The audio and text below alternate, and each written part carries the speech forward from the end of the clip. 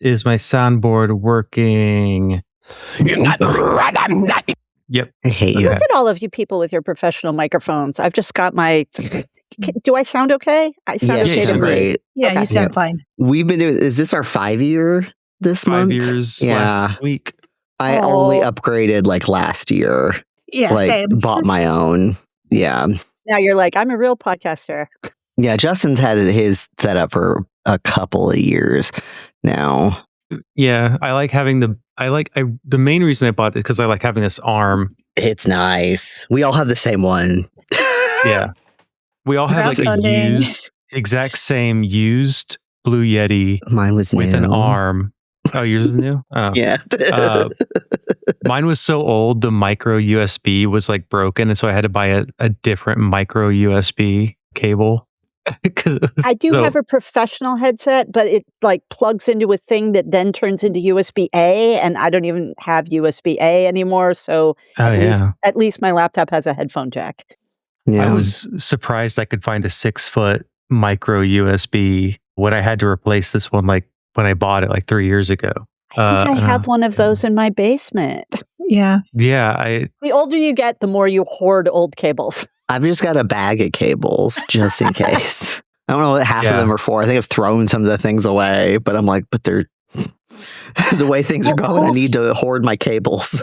Whole set of like 2 of those like white plastic drawers in one of my rooms. And when I was working IT, where I actually had to go out to branches to fix things, I had a tool bag full of random ass cables in my trunk and tools at all points in time, because you never know when you're going to suddenly need a VGA to DisplayPort or whatever. Yeah. You never know. You never do know when you need those. I had 2 graphic card inputs, and I had one of the weird graphic cards that had 1 VGA and 1 DVI. And to have a 2 monitor setup, I had to have one going VGA and one going DVI. When I go to the library, I just have this, which is full of like dongles and widgets and whatever, because, do people have an Android phone? Do they have an iPhone? Do they have an old iPhone? Do they have an antique iPhone, etc.? And if you have the thing, maybe they can talk to somebody, do a thing, whatever. If you don't have a thing, they come back to the library next week. And yeah, someone had a post that was like, this is really annoying for all the 3D printer boyfriends.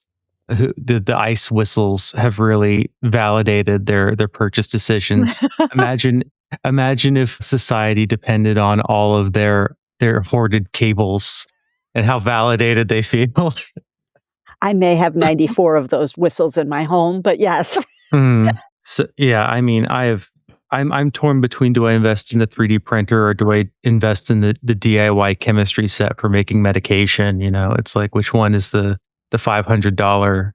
Oh God, I think you got to go chemistry, right? I think the chemistry one is really, you can do so many more fun things with it. I already started recording. And everybody has a 3D printer. Sorry. That's true. Everyone has a 3D printer. But yeah, you can always go use someone else's 3D printer. Yes. Like at your local library. Unless you're in Vermont. I'm trying to think where the closest 3D printer to me is. I'm not actually sure. I know the closest library with a 3D printer is over an hour away. Yeah. Is it in like Burlington or is it like in New Hampshire or Massachusetts? It's like on the way to Burlington, I think. Okay. Although actually New Hampshire, we don't diplomatically recognize New Hampshire, so I don't know. I know y'all are our socialist brethren to the north. I lived in New Hampshire for like 4 years before I moved to Boston. I was like, oh God. Now, do you live in Boston, or like suburbs? Boston? I live in Boston. Only asking because my partner lives in Arlington, so nearby. Oh, yeah.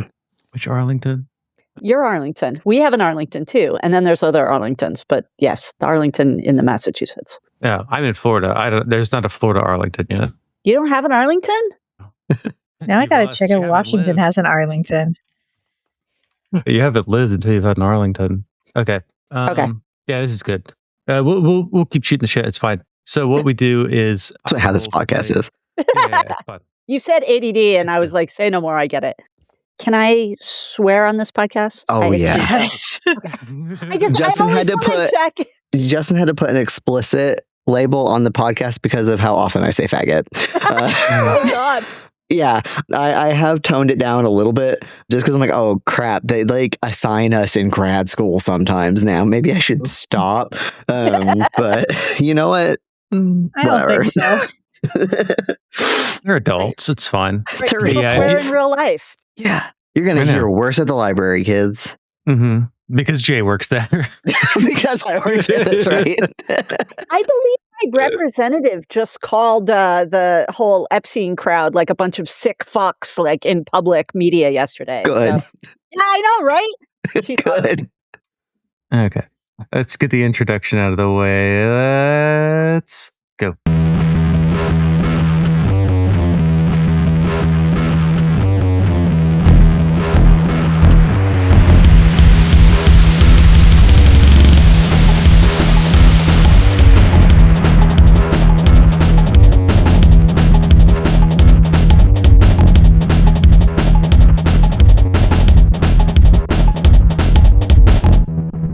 I'm Justin. I'm an academic librarian. My pronouns are he and they. I'm Sadie. I work IT at a public library, and my pronouns are they, them. I'm Jay. I am a cataloging librarian. My pronouns are he, him. And we have a guest. Would you like to introduce yourself? Hey, my name is Jessamyn. I am a technologist and public librarian in Central Vermont, and my pronouns are she, her. Welcome. That gets quieter every time I use it. Whatever, it gets louder in post. It'll be fine. Welcome. I was explaining. It is also an honor to have you here, by the way. Yeah. Yeah, when Justin was like, we're going to have Jessamyn West on, I was like, how did it take us this long to get like the one person who's famous for being a library? Anyway. I mean, I follow you guys on Blue Sky, I think, and I think it was that. I don't even remember. Yeah. It's strange. I usually try and wait for like an opening, like I see someone talking about something and I go, oh, they're talking about that. Then I can get them to do an episode. So that's probably the reason is like, what does Jessamyn want to talk about? I don't really know. So I always wait for an opening. But yeah, anyone is welcome to email us at any time if you have an idea for an episode. We get more than enough, AI emails of someone like, hello, I represent so-and-so who is writing a book about 3 children who are trapped in downtown Vermont. I don't know, like the big city, Connecticut. And and they would love to talk to you. And it's always clearly like someone who's written it with the AI. And it's always clearly someone who has been conned by this person. So like an author has paid this person to get them on podcasts. Yes. Yeah. And the person has farmed that out to AI. And I kind of want to always email the author and being like, you've been had, right? Like, I hope you can reverse the charges on this person because they're just sending me AI slop. Right. They're doing no work. Yeah. It's like the people who pay for ghostwriters, which is like a legitimate like type of writing you can do. But then the ghostwriters are just then using AI for like a tweet instead of actually using a skill. It's like you could just take out that middleman. Right. Or, shocking. Use an AI to send an email yourself if you're so plugged into AI. Yes. Yeah. Like if you're going to go that route, just do it. That's always the value proposition that I find confusing is like, you should learn to do AI because people are going to rely on you to use AI. I'm like, can't they just ask the AI to do it? Well, prompt engineer, I'm told, is very sophisticated work. See, we don't have AI in Vermont as near as I can tell. So, like, I don't know. Hasn't got there yet. Our socialist brethren to the north. My partner's in Massachusetts. And, up there. He uses it at work sometimes, a little bit. Like he's a program administrator at an academic place, and so he uses it, and he'll just talk to me on the phone, like, "Oh, I made AI do this," and I'm like, I need it to chair this meeting, and we can't do that. In pre-roll, I just got out of like a 2.5-hour like civics meeting that I had to chair. And that's the kind of non-reproducible, you still need human bodies to like listen to somebody and be like, sorry, my toilet was running. I don't want to pay $1,000 because I didn't know my toilet was running. And you can just be there and be like, I don't think you should have to. An AI would always charge you $1,000 for your leaky toilet because it's maximizing value for the shareholder, right? Mm-hmm. AI is the leaky toilet. Right? Yes, exactly. Mm-hmm. It's never for like the boring, repetitive stuff that would make sense. It's always for like the part that's like actually fulfilling or intellectually stimulating to do as a human. That's always the part that it's trying to take away. It's not the like, oh, I don't want to generate the millionth like table of contents for this cataloging record. What if it could do that for me? Whereas like the OCLC thing is like, it's doing subject headings, it's doing call numbers. That's all it's doing. And I'm like, but that's the fun part. Like, right. Aboutness is actually complicated. That's what the intellectual labor is. Like, what the? I like using my brain. I like using my brain. Can it shovel my driveway? No, it fucking can't. Mm-hmm. We got like 5 inches of snow too, which has also made my day a little hectic. Did you guys? We got a little sleet overnight. I think we got like 1/4 of an inch. Not real sleet. No. We did get the Snowmageddon a couple weekends ago. Yes, big fun. Yeah. I got trapped in Boston. I was there for the weekend, and then no. they're like, by the way, your flight's probably gonna get canceled, and it was like doing that like 2 or 3 days in advance. It was like, rebook now. I'm like, nah, you'll deal with it. Yeah, and then so I was there, and I was supposed to fly back like 3 extra Sunday, days, and I was there till like Wednesday. Oh my God! But you didn't like get to Logan to have them tell you like you're not going. You just got to like stay there and check your phone and be like, oh. Yeah, no. If I get to Logan, it's usually like for no reason my flight's not leaving, and then of course I'm there. Yeah, for like 5 extra hours or something. Yeah, for extra 5 hours. But I think Logan has the chapel that you can hang out in and charge your device, and nobody's ever in there. I didn't know that. Maybe I don't. I think they do. They may not anymore. If I were Logan, I wouldn't have a chapel anymore. But like, Boston. Yeah, it was fine. In Vermont, it's a meditation room. Yeah, of course it is. Vermont, it's exactly like you think. Fucking course it is. It's just a big interfaith chapel. It's fine. The airport. It's fine. The airport is a big interfaith chapel. Sorry, I made a leap there that didn't make any sense. No, it's fine. Year 5 is Sadie's Riffs. I mean, because whenever I'm at the airport, I am actually contemplating mortality more than I usually do just sitting around at my house, right? That's true. You ask the big questions. Like, why am I here? Where am I going? Airport? Yes. Where do I charge my phone? Yeah. Why does the TSA guy think that the TSA works the same in every airport when I know because there is another TSA at the other airport, and I can tell you, brother, I know it doesn't work this way at other airports. And they always insist that it does work the same way. It's like, you know that there's another airport at the other end of this plane, right? Taking off your belt is a universal, Justin. Yeah. They do like the bin, like back and forth, shuffle, like, here's a bin. No bin for you. No bin this time? Everything Only in one bin? Nope, use 17 bins. 17 bins. Yeah. Who knows? No bin, 17 bins. They all make up their bin rules. Logan has the airport jungle juice, though, where they've got that like thing where it's like dump all your liquids in here and then refill it. And it's just like a bin that you dump all your water or whatever else. Wait, what? Yeah, it's like airport jungle juice. Has those too. Yes. I've never seen it in real life. I've only seen photos. I keep looking for the Logan Airport jungle juice. For the airport jungle juice, yeah. They should put a little spigot at the bottom of it. Right. Yeah. Even if it doesn't work, it would just be funny. Yeah. Right. They should put a spigot at the bottom linked to something completely, actual drinkable alcohol, just so you could like prank. They used to do that at the Museum of Science and Industry in Tampa. It would be like, here's what your water will look like without environmental rules. And then they had a water fountain underneath it you could drink from. And the thing was, it was the nastiest water fountain I've ever drank out of. So it might have actually been hooked up to it. But it was just like, like plastic bottles and dirt in this big clear thing. And it was like, and then why don't you take a drink, kids, children? And then it was like a rancid water fountain. Yeah. And then it turned out the water's bad. And you're like, this message so mixed. Yeah. I should go and swab it and see if there's like heavy metals in it or something. With your home medical kit, as we were discussing. This is why. This is what you need. I need to buy so many weird things. True joy in life. Buying weird shit. Same. Evergreen. Yes. I was looking into, because I spend a lot of my free time on Discord talking to transsexuals and also on a podcast doing that as well. As one does. Yeah. And so we got talking about home chemistry as one does. And I was like, where does synthetic testosterone come from? And we started looking it up. And it turns out it all comes from soy. So I was thinking, hell yeah.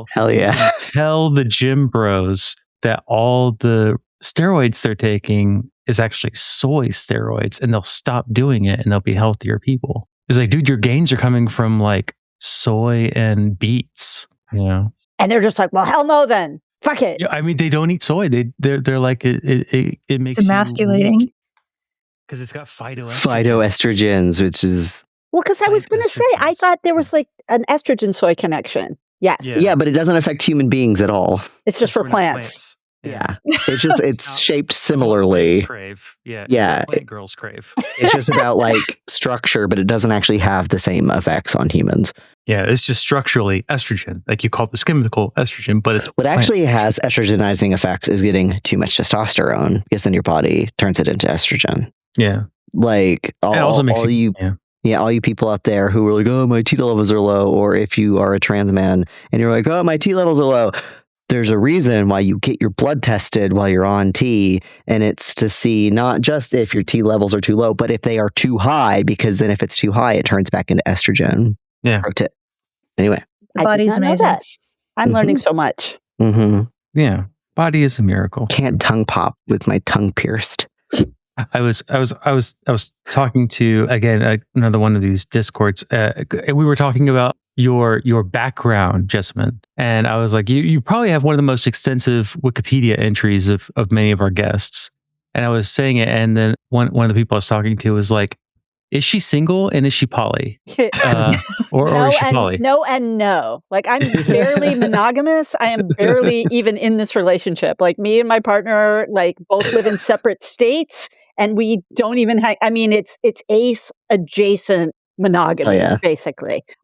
No, my life is complicated. Well, I had to ask her. No, I appreciate it. And, very, very flattering. We can also cut that out if you want us to. Oh, I don't care. I'm like, Justin, what the fuck are you doing? Jessamyn seems cool. I like to think I am cool. Yeah, she'll tell me if I'm being a jerk. Yeah, I'll just be like, hey, man, not cool. I refuse to answer that. I don't even care. I mean, this is why I like podcasting, right? Because people talk about whatever, and it's kind of locked up in an audio file, and perfect. And it's already on Wikipedia. Like, I was telling somebody about this earlier today, because it's like, not only am I on Wikipedia, but like relatives of mine are on Wikipedia. So like, I have like a family set of links on Wikipedia, and we were talking about anti-Semitism, as one does on social media. And somebody was talking about like, oh, why are these people always like calling out all these individual people as Jewish? And I'm like, Wikipedia does this all the time. Like, if somebody is Jewish and they have a Wikipedia page, their Wikipedia page will mention their Judaism, like, just for no reason, just because, I don't know, back end creeps. I honestly don't know why this is true, but my uncle has a Wikipedia page because he's like an actor and kind of people have heard of him. And that's how I found out that my grandparents were like a mixed Sephardic Ashkenazi couple, because Wikipedia is like really into that level of like weird genetic nerdicism in a way that's like a little cool, but also deeply creepy. Yeah. Yeah. What I know there's a joke there's like a joke about the early, like the early life section, but I forget what people call it. No, so it's, you look at someone's Wikipedia page, and if they've got like a personal life section, that usually means they're gay. Is that what you mean? Oh, yeah. There's a separate joke about that for Jewish people, and it's like, if there's an early life section, that's the part that tells you if they're Jewish or not. That means they're Jewish. Yes, was raised in a blah blah blah family. I don't even know if mine says it. Actually, I'll be honest, I don't read it that often. I just like have a buddy where if something's wrong, I'll be like, "Can you fix this? I'm not allowed to edit this." And I'm like, "Yeah, great, we're cool." No, I'm like, "Great." I'm looking at it right now. It says your father was was a key figure in a book by Tracy Kidder. Yeah, that's true. My dad was a technology guy and worked on a computer project in the 80s that happened to be covered by Tracy Kidder as his first like kind of big novel nonfiction book about this computer project in the 80s that no one it's back before everybody did computers, right? And the book won a Pulitzer, and my dad was like the central guy, but he was also like a nerdy computer guy. And so he was briefly famous in the 80s, very exciting for 12-year-old me. And then kind of became unfamous, sort of, or he was known for that one thing. And the book portrays him kind of correctly as like kind of a taskmaster son of a bitch. Like I loved the man, but like he was it's all about him being like, get the computer built. Like you can't even imagine it nowadays because there aren't projects on that like tiny scale. There's not like 10 dudes, actually. It was all dudes building the mainframe, and one lady. Her name was Betty, and I know her because, who the one person is who's different. But yeah, and so my father kind of continued to work in technology for the rest of his life at the same company, but his fame was in the 80s. And I can't even imagine what that's like. I worry about that for myself. What if I was only famous last century and then I just hang out in Vermont and do this? Actually, that's not so bad. Yeah. I mean, yeah, it's you worry. There's a double-edged sword of being too popular. It does a lot of weird things to you. I think people who thrive off of like posting and things like that. It's always you're rolling the dice. That's something a friend of mine says. You're rolling the dice with that every time, where you're like, do I want to maintain this? Roll the dice. And is this going to negatively impact my mental health for the next 5 years or something? Right. Especially if you're talking about anything real, right? It's pretty easy to be funny joke about Vermont, or, interesting thing about the Olympics, or even Black History Month. It's fine. But then if you start talking about Becca Balint, my representative who called the Epstein pedos a bunch of sick fucks, you start talking about that and suddenly you're involved in a conversation with a bunch of, let's be honest, mostly dudes who just want to have a sea lion conversation with you about something you didn't even ask them about. I don't know. In terms of social media, it was interesting listening to you talk about Discord, because I just don't use Discord almost at all. But I'm aware it's a very real thing for a lot of people. But I'm a Mastodon dork. And then Blue Sky, I feel, is where those communities can come together in a place where some people are, without being the Nazi world of Twitter. Or I don't know. If you're on Twitter, I'm sorry. Or Substack. I don't even know. It's fascinating to me. There's more choices, which is cool, but also they all say something about you, which can be weird. Yeah. The Discord, we avoided it for a while. I didn't really want to do one. And then I lost contact with so many library people when they all jumped ship on Twitter. And I was like, I didn't have a backup way of contacting these people. So the Discord is just mostly we can regroup here, because it's not the open social media where every rando is yelling at you. Right. And there's all this discussion of should we leave Discord because it's going to do the face thing if you want to be in an adult restricted thing, which ours isn't adult restricted. So it's not going to scan your face. But it's don't say anything you wouldn't say in public, but we're just here as a rallying the Discord's point. Subpoenaed, as the kids say. We have to say once in a while when something funny in the news happens, and say, don't get the Discord subpoenaed, because I know this is very funny, but you're not allowed to joke on it because they are reading things that you type in here. Even though we all support what happened. We all think it was very funny. Yes. And he had it coming.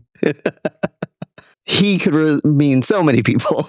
It has meant, honestly. It's been a few years. It's been many people who had it coming. I'm just going to start singing from Chicago. Well, and there's so many people who moved off of Twitter and then changed their avatar, and I'm probably still friends with them on different social media, and I have no idea it's the same person. I at least always kind of look like me, and I've got one name, and there's only, I have no imagination, so I'm just me everywhere. If I'm lucky enough to be me everywhere. I think Instagram, I have a different handle, but I still have my same picture face, and I'm it's me. Yeah, there are definitely, I was oh, you're that same guy or lady or other person, or, oh my gosh, sorry. We've been talking for 6 months and I didn't know I knew you. Whoops. That just happened to me the other, today, a friend of mine was I have a friend who's going to go into an MLS program. Let me connect you with them. And then they jump in and I see their name and I go, I know this name. And I go into Blue Sky and I'm like, hey, we're already been talking on Blue Sky. Yeah, no, I knew the name immediately. I was oh. I was I know the name. I don't know. I thought you already were a librarian. I mean, if you're following me on Blue Sky, I kind of assumed it's an 80% chance you're already a librarian anyways. It's Well, that's what I always tell people about Blue Sky. It's like the librarian radio. You can just go to tune in. What are the different librarian people talking about? And then tune back out again. I try not to talk about anything related to libraries on Blue Sky. Really? Not on purpose, but I don't know. One, I try not to post that much on it. I'm trying not to be on social media too much. I do tend to scroll Instagram too much, but it's usually just pasta videos. And like lots of videos. Recently today, a bunch of Liza Minnelli videos, was not complaining. You just kept sending me Liza Minnelli stuff all day. Because she was on the Muppet Show. I thought you would like that. So wait, who's that guy? Mario, what is his name? There's like a very gay stand-up comedian who also does cooking. Matteo Lane. I love him. I fucking love him. So good. He's so good. Him. Wait, is he the same stand-up comedian who did the whole thing about like Call of Duty, like being in the closet and looking at the wallpaper and being like, "Oh, we could live here," and then immediately getting killed? Probably. It sounds like it could be. He's definitely It sounds like it could be him. Yeah. He's hilarious. I love him. We're not even going to talk about library shit this episode. We're just hanging out. This is fun. We talked about library stuff on Blue Sky already. We've already talked about Wikipedia. This isn't a podcast. Blue Sky sucks because it's all a bunch of people who don't have a sense of humor. It is pretty bad. Wait, which one? Blue Sky. No one has a sense. No one knows what a joke is. Or they don't appreciate them. They know it's a joke. They just don't like that it's a joke. Yeah, it's also true. We all met on Library Tumblr back when that was still a thing, and like we would have big like Tumblrian things, and now it's kind of like people are still hanging out and doing stuff, and it's fun to go on there. I try to remember to go like check it because it's completely different from the other stuff that I see. Of course. Because it's I followed a bunch of people who are now the opposite gender of whatever they were, and like everyone just swapped. It's fine. Change places. And the gender balance is the same. It's just all different people. Yeah, it's basically. Honestly kind of weird how that worked out. I find it so strange that people are like, I don't know a trans person. I'm like, I only know them. Like I keep finding them. I live in a town of like 4,000 people, and I know a lot of trans people in my town. Like, yeah, you're not looking if you don't know any. Yeah. Or people don't feel safe around you, and so they walk the other way when they see you coming, right? Could also be. Every cis male friend I have made in the past 10 years has turned out to either be neither cis nor male nor either. It's turned into a beautiful lady. Yeah. Which is just peak. Well, good for them. Yeah. Sometimes I worry about making friends now because I'm like, oh no, I'm going to have to tell you something.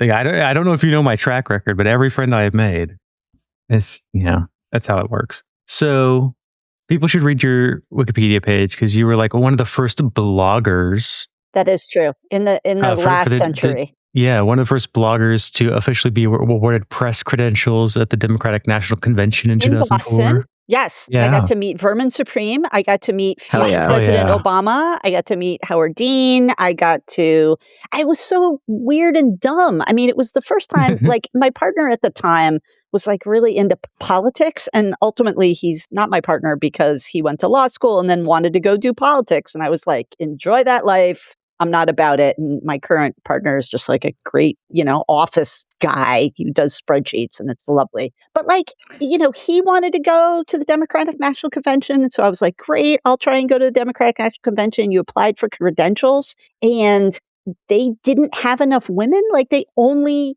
invited dudes somehow. And then they had to scramble to fix it. And so there were a whole bunch of women that got invited late. And I was one of them. And I lived in Vermont, so it was really easy to go down to Boston. My sister lived in Somerville. It was so easy. I just stayed with her every day, just took the subway into wherever the fuck it was, Convention Center. And it was it was where you got the idea, which we all know now, but was a little novel to me at the time, in how made for television everything was. That there's just people handing out signs. Like there's no organic sign waving at these things. Like it's all orchestrated to play for the cameras. And blogging, like most of the bloggers were like, A, guys, and then B, political bloggers. And I was just like a library blogger. So I was like, let's see who mentions libraries. Nobody. John Kerry mentioned libraries, and future President Obama mentioned libraries, and like that was it. So I was like, well, that's pretty interesting. And then you just like go to parties. That's all anybody does. They just get hammered and sleep with each other and figure out who the next president's going to be. Like, cool, I guess. But I got really disillusioned with it. I think, they should instead of like teaching civics classes, just let high schoolers go to stuff like that. Remember that like elementary school that they sent to like go see the national bird be selected, and the kids had chosen it, and then some like pedantic state senate member was like, no, this is a waste of taxpayer time, and shut it down and like vetoed it in front of all the kids. Welcome to the real world, this idiots. This is how it really happens. Yes. Oh my God. Well, because civics are really important, but federal level shit isn't that. You know what I mean? It's so not the process. Like, I mean, I've always been kind of outspoken anarchist in my heart, but also like, I'm an elected official in my town, because the way to get things done and give people back their, leaky toilet overcharge money is to have a position on the board, and you get elected to do that. And it's awkward because occasionally you talk about sort of humorless social media people here. I don't follow a lot of anarchists on social media because a lot of them are really purist about voting, which I get. I mean, less so now in this current ridiculous era that we're in. But up until fairly recently, before we saw like mutual aid and direct action actually being literally the only thing that would work. People were just like, if you vote, and I'm like, I don't know. Like, even if you're a Democrat, like nobody's purely a Democrat, right? We live in a republic. Yeah, we tell people all the time, like, if you are going to be involved in like it's not necessarily like electoralism to like vote for things for your city or your neighbor. Like it's not like it's not wasting resources. Like, you're not like draining the energy of organizing movements right by funneling for candidates and everything. Whereas we'll tell people all the time, like, get on your library boards, get on your school boards, because otherwise it's just like fascist moms who get on those. Right. Although fuck Moms for Liberty, they got so fucked this last like election cycle because everybody hates them. They're not even fun to hang out with. You know what I mean? Yeah. Like, they have bad politics and they're terrible people. Like, what a great combination. Everybody's like, we don't want to be on a board with you. We just want to sit around and like drink wine and talk about whatever. And you suck. We hope. I mean, we hope, right? But no, my best friend in town and I do a lot of like local organizing. We're trying to like get some people on the select board and blah, blah, blah. He's a socialist. We make it work. Like, it's fun. And now he's got Zoran. So like people actually know what socialism means. They're still not sure about me and my thing, but I mean, it's fun having the arguments, and it's like people just live in the real world. Like you go vote, it takes 10 minutes. It's fine. Do whatever you want. It doesn't matter to me. Oh, yeah. Oh, and I get to run the elections. I'm in charge of the election. Like, that's interesting, right? I get to help people. How many times people. did you get to vote? Once. Oh, my God. Justin. No, but I get to like help who knows people. What happens in Vermont, man. I get to tell people, who never thought about registering to vote, that they can influence people, or people who are like developmentally disabled and wouldn't otherwise necessarily think it was for them, that they're allowed to, or they're like, I went to prison, I'm not allowed to vote. And I'm like, in Vermont you can. Like, it varies state to state. In Vermont, you can vote in prison, I think. You can. It's like the one state you still can. I think a couple, but definitely there's like not many. There's not many. This brings up one of my, I think like besides the like work that you do around like, or like attention you've brought to like government surveillance and like library resistance to that, the FBI has not been here, Canary Watch that you did, right, and stuff like that. Like the other thing that I feel like you are known for is a sort of like, you are the librarian in places that wouldn't necessarily have a library. Like, you are very good at doing this sort of like, not even just reference interview, but this kind of like, I am providing information in places and to people who might otherwise not get it. Like, you did that at like Burning Man. It was fun, and part of it sounds fun as hell. I didn't have anything else to do at Burning Man. Like, part of the problem is this is really just who I am. Like, I can't go to Burning Man and be like, this is not me in the real world. Like, I'm always me in the real world. So like a lot of my friends, and again, this was like late 90s, early aughts. I lived on the West Coast, so it was easier to go to Burning Man then. And also it was just smaller. But a lot of it was like, I don't know what I'm going to do. I'm not really like an arty person. I don't really like to take a lot of drugs. I would prefer to keep my clothes on. Like, I don't know. Oh, there's an information desk that I can do. And there's a lot of people who have, for lack of a better word, like information needs at Burning Man, because you've got to figure out how do I deal with this water situation? How do I deal with this electricity situation? How do I deal with this internet situation? How do I test my drugs safely? How do those things are really important. Yeah. And it's not like people stop having information needs because they're at a party or at an event or something. It's just that they figure they just have to lump it. This is why everybody uses ChatGPT all the time, right? Because they can't have a librarian with them helping them. I mean, granted, not every librarian, but you can't. People want that idea of having an answer in their pocket, but smartphones have never really delivered on that because it was all isolated apps and bullshit and people trying to sell you stuff. But ChatGPT is a little more, and don't get me wrong, fuck ChatGPT, but it's a little more if it worked, which it doesn't, it's people's ideal thing, right? How do I figure out it's natural language processing in a way that other search engines have never been able to do. It takes my dumb words and turns it into something that's an answer to what's in my brain. And people don't know that they're not any good at asking questions. If nothing else, ChatGPT will make people a little bit better at being thoughtful about their questions. The answers suck, but maybe if you think about how to make a question, that'll help you in your life. Maybe? I don't think so, though. I don't know. Yeah, I mean, part of my thesis was I had to study question formation a lot because even just the process of searching in a library catalog involves question formation because it's you have an information need. How does that then get translated into a query? And then how do you then translate that query to an interface or a reference librarian, which then gets translated, what gets lost in translation at each step. Right. And people don't we always are there's no such thing as a bad question, but everybody is bad at asking questions. That is why reference librarians exist, is because people are bad at asking for what they want. They I know, if I were at, so at parties I go to, there's usually a harm reduction org tabling at it that has that they have Narcan there and they have testing kits there for whatever people might be doing, right?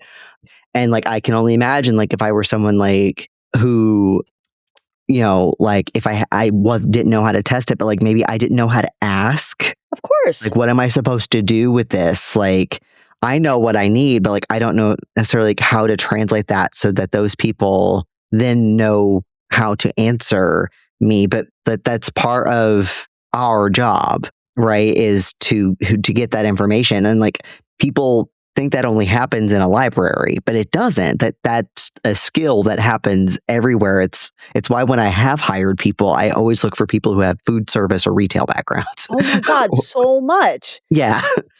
Because you have to do that interfacing between whatever. I mean, I feel like everybody needs to work retail, but not if they don't want to for any longer than it takes to just learn that sort of human interface thing. And that's why I think the whole world of weird, dumb billionaires is happening because they're so used to getting serviced, basically, for lack of a better word, that they forget the human part of why they want to be alive in the first place, I guess. I mean, I always ask, I wonder that, well, why do you want this life if all you're trying to do is move to Mars or whatever? And maybe it's because they're, novelty seeking and they have various kinds of things that they want. But the lack of empathy or willingness to understand that we're in a society and we live in community with one another, and that's one of the great things about being alive.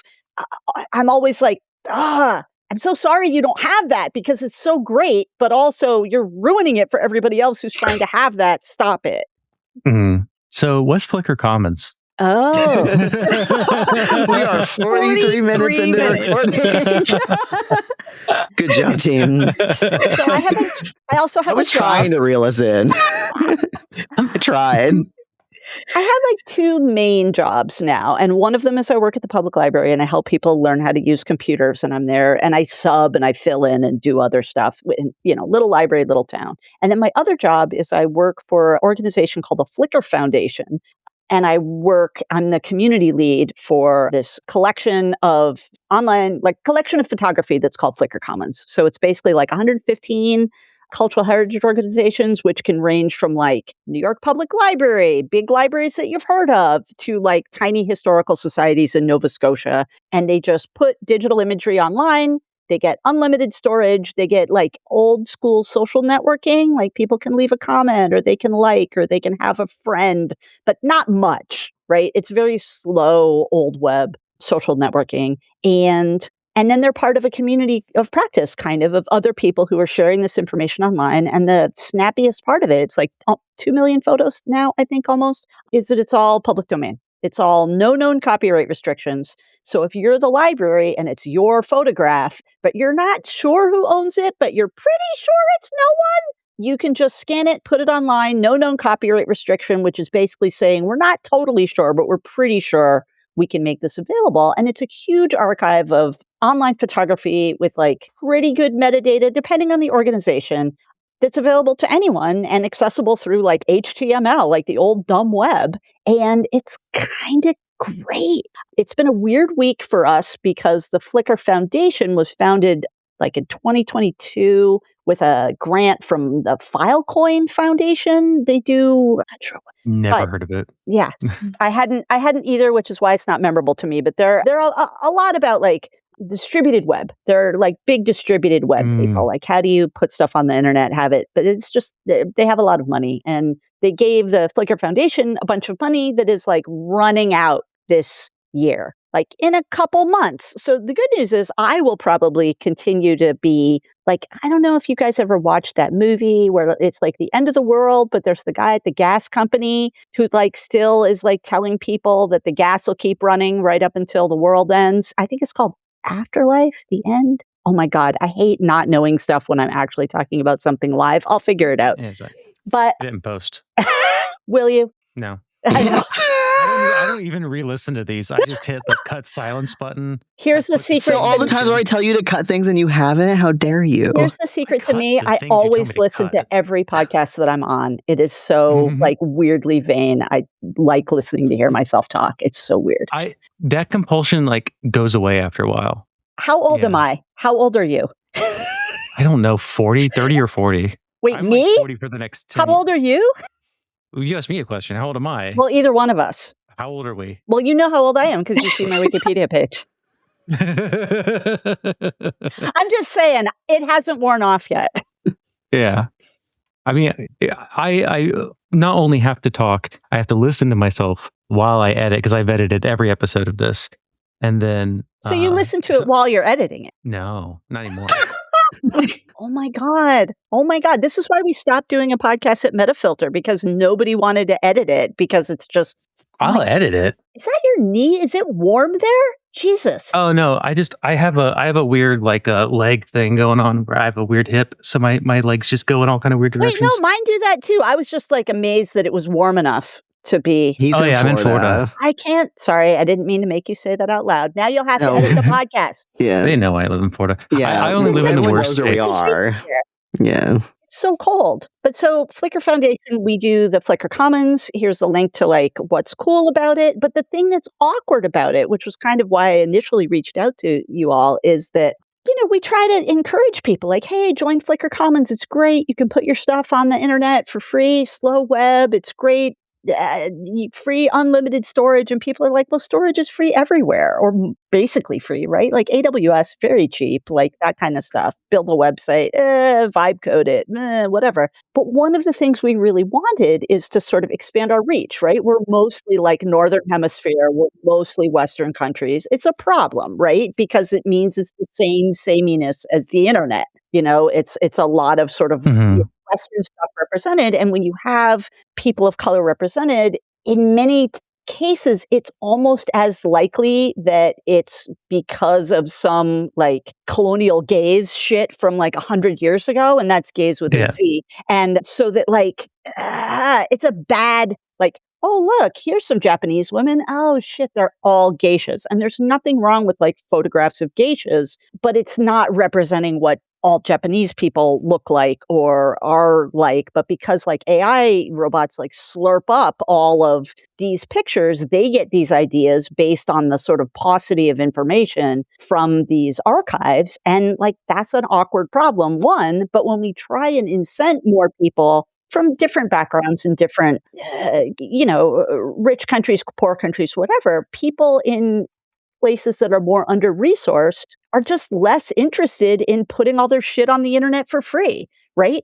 What, they give it away so that Getty can just go sell it back to people because they've got better SEO on the website. And so it's been an interesting problem at work to try to figure out if there's ways that like creators can still get some sort of rights to their content while at the same time trying to make stuff free a la Wikipedia or whatever so that, people can learn from it and people can use it for whatever they want. I mean, it's one of the glorious parts of like Wikimedia Commons is you can use that stuff for anything. Mm-hmm. And you don't have to figure out like who owns the rights. I don't understand it. And like nowadays, I think people are just used to like taking stuff from the internet. But if you're somebody in a cultural heritage organization, you have to be a little bit more careful. And so like that tension between give it away for free because that's how we build culture and that's how we learn about other cultures. And yeah, except the people that are in the sort of dominant capitalist cultures will just steal everything for themselves, try and sell it back to you, and then try and keep you from the rights to your own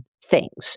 Right? Like you see musicians on YouTube all the time being like, I put up my song and then the record label took it down, basically. But it's mine, but the record label. And so it's a really interesting time. And, AI figures into this only a little bit. But because that they're clawing all the stuff, I think about like, well, what would AI think about Japanese people or whatever based on what they can see in the Flickr Commons collection? And it's 2 million pictures. You would hope a lot. And in reality, not a lot. And how do you round that out without, I don't know, like telling somebody else that they need to give up their rights to things?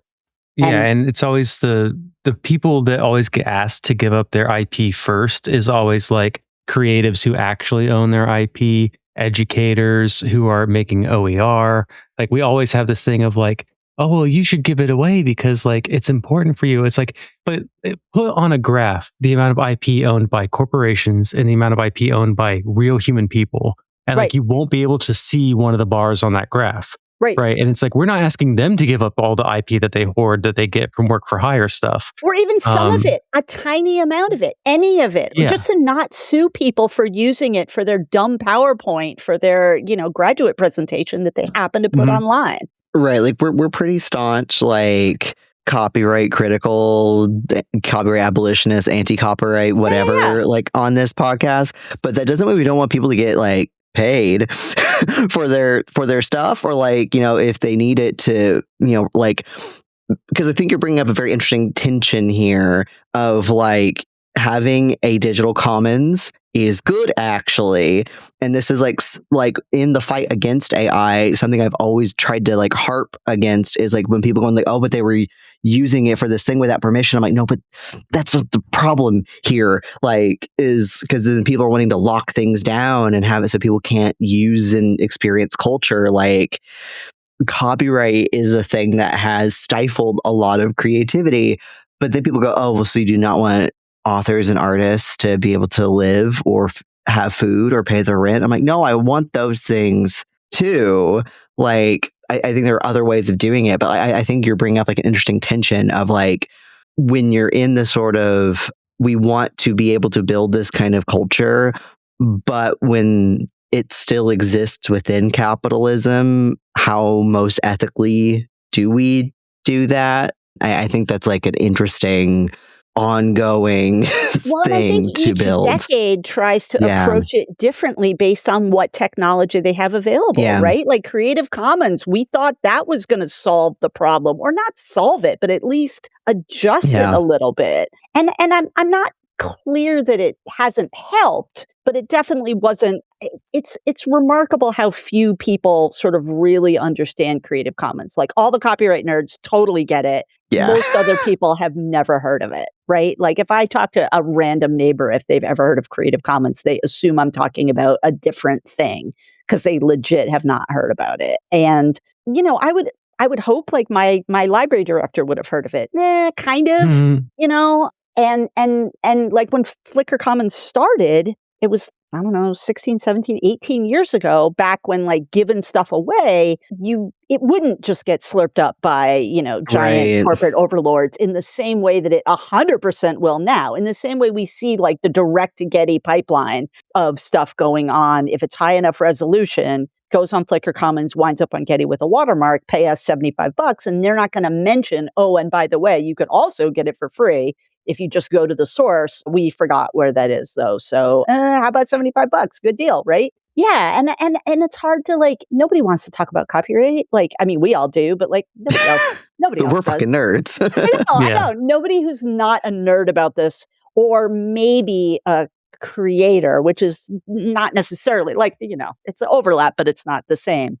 Like cares. Are you Cory Doctorow? Like, bless him. I just read Enshittification and like friend of the pod. Yeah, I mean, love that guy, but also so didactic. And like a lot of people don't want to have the conversation with Cory, even though he's lovely, right? Like he's lovely, yeah. Lovely guy, but also answers very his much email. Yes, he does answer his email. He's like a real dude. Yes. Yeah, he came on. It was really cool. I love him. Yeah. But also you see him on social media and he's a little intolerable. Like if you're trying to introduce somebody to Cory Doctorow based on how he is on Mastodon, that person will never learn anything else about Cory Doctorow. But like he gave a talk at a library copyright conference I went to once, and he was talking about like, look, I know, and I borrow this for my talks, like, I know I'm coming at this from a very specific perspective and it's probably way out on the end. And I'm not trying to get you to agree with me. I just want to move you in my direction. I want you to be convinced that my direction is the right direction to be moving in. And he's right? Like he knows how he is and he knows how he comes across. And I think he's fine with it because his job is to be way out there, getting people to move closer to his direction, right? Instead of just being some weird copyright centrist dick, like, you know, somebody right in the middle who's like, well, I can see, you know, what we really need to do is who doesn't like have a strong opinion because they just are trying to both sides it. Like he's definitely Mr. Know Both Sides, and I love it. Very much respect that about him, yeah. But like I get that a lot too. I can't talk about that with my neighbors.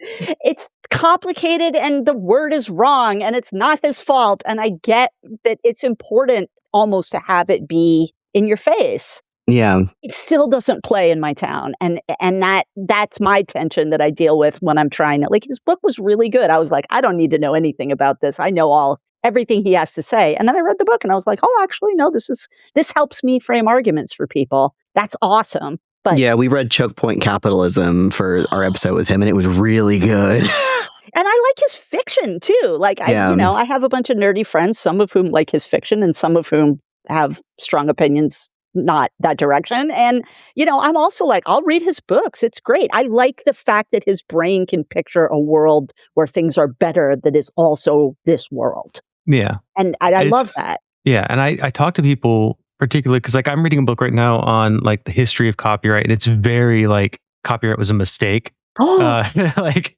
it's very, very short chapters, and each one of them is like, here's what copyright was trying to do. Here's why I didn't do that. Here was the decade that copyright almost got abolished because everyone was sick of it in the 1890s. Like, you know, all kinds of weird, you know, how it changed over time. And I not that long ago, I was on Blue Sky, and I was talking about something, and someone was like, no, copyright abolition is a bad idea because all the companies want to abolish copyright. I'm like, what do you think a tech company's main capital is? It's intellectual property. They don't want to abolish it. They want to take yours, and they want to proprietize it. They don't own anything anymore except for IP and rights to stuff, basically. Yeah. Yeah. No. I want to finally make them give some of their IP up instead of always asking teachers to do it, you know? I want, IP to just be gone because it's just, in many ways, it's just a labor disciplining technology. It's like, remember, kids, the abolition of private property includes intellectual property. Yeah, it's the leftism leaving people's bodies when you tell them to stop defending IP. Yeah. But that happens all the time. I'm going to make some zines about it. I can't decide if the zines should be focused on copyright abolition for librarians. Do I try and work this crowd? Or do I just try and like copyright abolition for leftists and try and convince that crowd? Because both of them are going to fight me on this.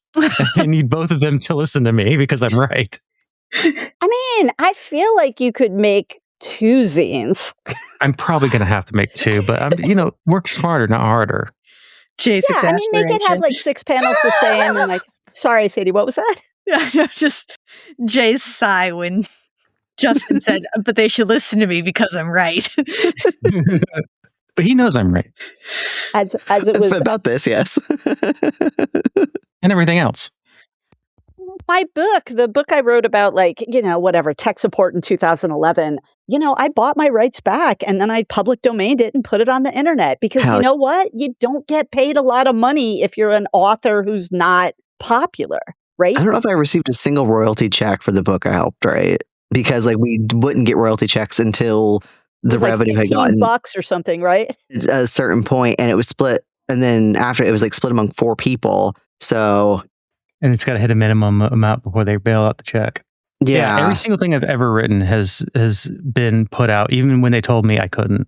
I had to self-pirate my master's thesis because ProQuest was like, oh, technically we can't make it open access because technically your graduate school owns the IP. And I'm like, you know what? ResearchGate, there it is. And so then that gave me a DOI and it's fine. Yeah, I put it on ResearchGate. It's fine. What are they going to do? Like copyright claim my own work against me? Like, fuck off. And that's a And fascinating... they gave me a good anecdote. Yeah, of self-piracy. I get to tell people about self-piracy. Right. Which happens a lot. I stole mine from the Internet Archive before I actually got the rights technically from the company. I had to buy them from the company, which, oh my God. But whatever. They were like, no one's ever done this before. And I'm like, well, figure it out, I guess.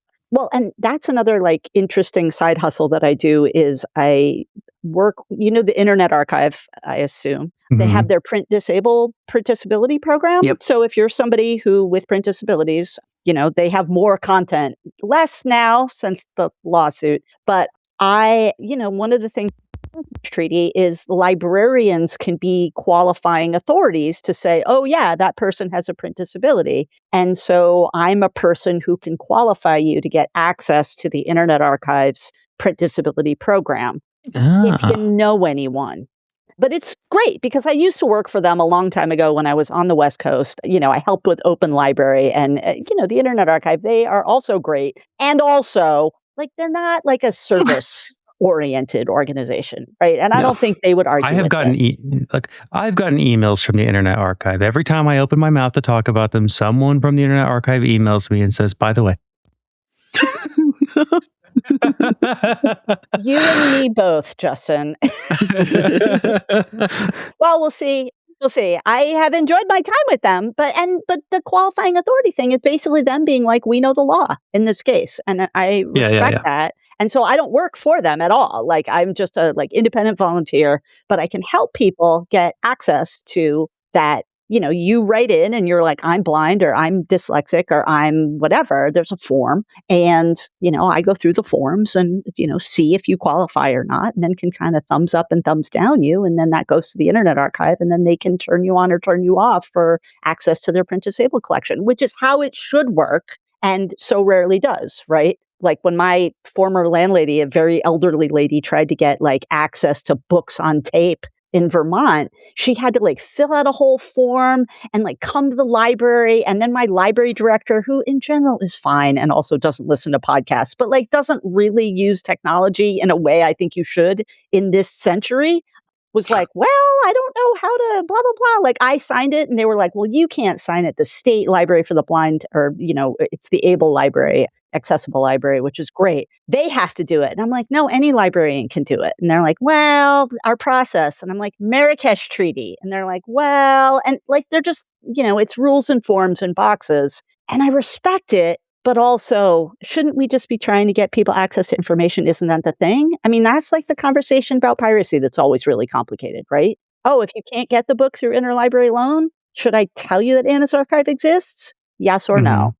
And also in the age of AI, and we're teaching people how to use AI, it's like, at what point am I allowed to just teach them how to do piracy? Because like, we don't care anymore. So like, if clearly we don't care. I think I've shared this on the podcast before, but I think it's a really great story. I was at I think it was the Utah Library Association back when I still lived in Salt Lake City, and some librarians from one of the like private universities in the Salt Lake area, I forget which one, talked about how they did piracy for their course reserves, and about doing like risk assessment for that and how they did it, because they were asked to get a film for a class and there was no legal way on this planet of getting that film for that class, but they found a copy on a torrent site or something. Of course. And they were like, one, this is an act of preservation at this point, but also it's like, well, all of our video reserves like go on this private server. It's only accessible by the people like in the class for that time period. They can't download it or anything. And they were like, at a certain point, like librarians are going to have to get more comfortable with kind of breaking the law and, being comfortable with piracy, because in some cases it is the only way we can do our job and it is an act of preservation. And I was like, hell yeah, you say that in that conference presentation. I'm actually very surprised you heard that at Utah Library Association. Like, I know Utah contains multitudes, but still, because I remember there was like that course reserves lawsuit out of Georgia Tech, I want to say. Georgia Tech, I think. Yeah. 2012. Yeah. Oh my God. But like, that was like sort of a big deal at the time, where we were like, okay, Georgia Tech was able to do this, so maybe you can do it. But there's not enough envelope pushers who are willing to go on the record. Like, one of the reasons I can shoot my mouth off about most of this is my library director doesn't listen to podcasts and Flickr Foundation doesn't care. You know what I mean? But like, if you had a job where your boss cared and listened to you, you'd have to be more careful about what you said. And jobs are important. Jobs are important. I respect that, especially, and they're harder and harder to get, right? As robots take more and more of their jobs. I can understand, but I think it makes people less likely to shoot their mouth off about like, yeah, go fucking find it. And here's how to find it. Here's how NZB shit works. Here's how, because here's how Usenet works, youngins. Like, let's talk about where content can come from, because it can come from, like, I don't even torrent. Like, my partner got in trouble for torrenting something from some rights holder. And so we don't torrent anymore because we're afraid. Although honestly, I'm on a mesh network, so I use my neighbor's Wi-Fi, so it probably doesn't matter. But I don't want to get him in trouble either. So like, we're all like straight to Usenet for our piracy needs if we're not like watching other people's plexes. But it's hard to talk about because you never know either who's going to be listening and maybe they have a problem with it, or maybe they're going to start paying a lot more attention. Like, I'm getting to the point where I kind of don't give a fuck if somebody just judges me for it. But like, you think about it, I have friends who are authors. They should get paid. I'm clearly reading somebody's stuff who send them $10 maybe isn't getting paid. Like, you think about it, right? Does somebody really lose money if I pirate the Muppet Show? Were you going to pay for it anyway? Like, otherwise? No. Yeah, exactly. No. Yeah, is Disney falling on hard times? Like, Are they? Is Sabrina Carpenter falling on hard times? Is she? Is she?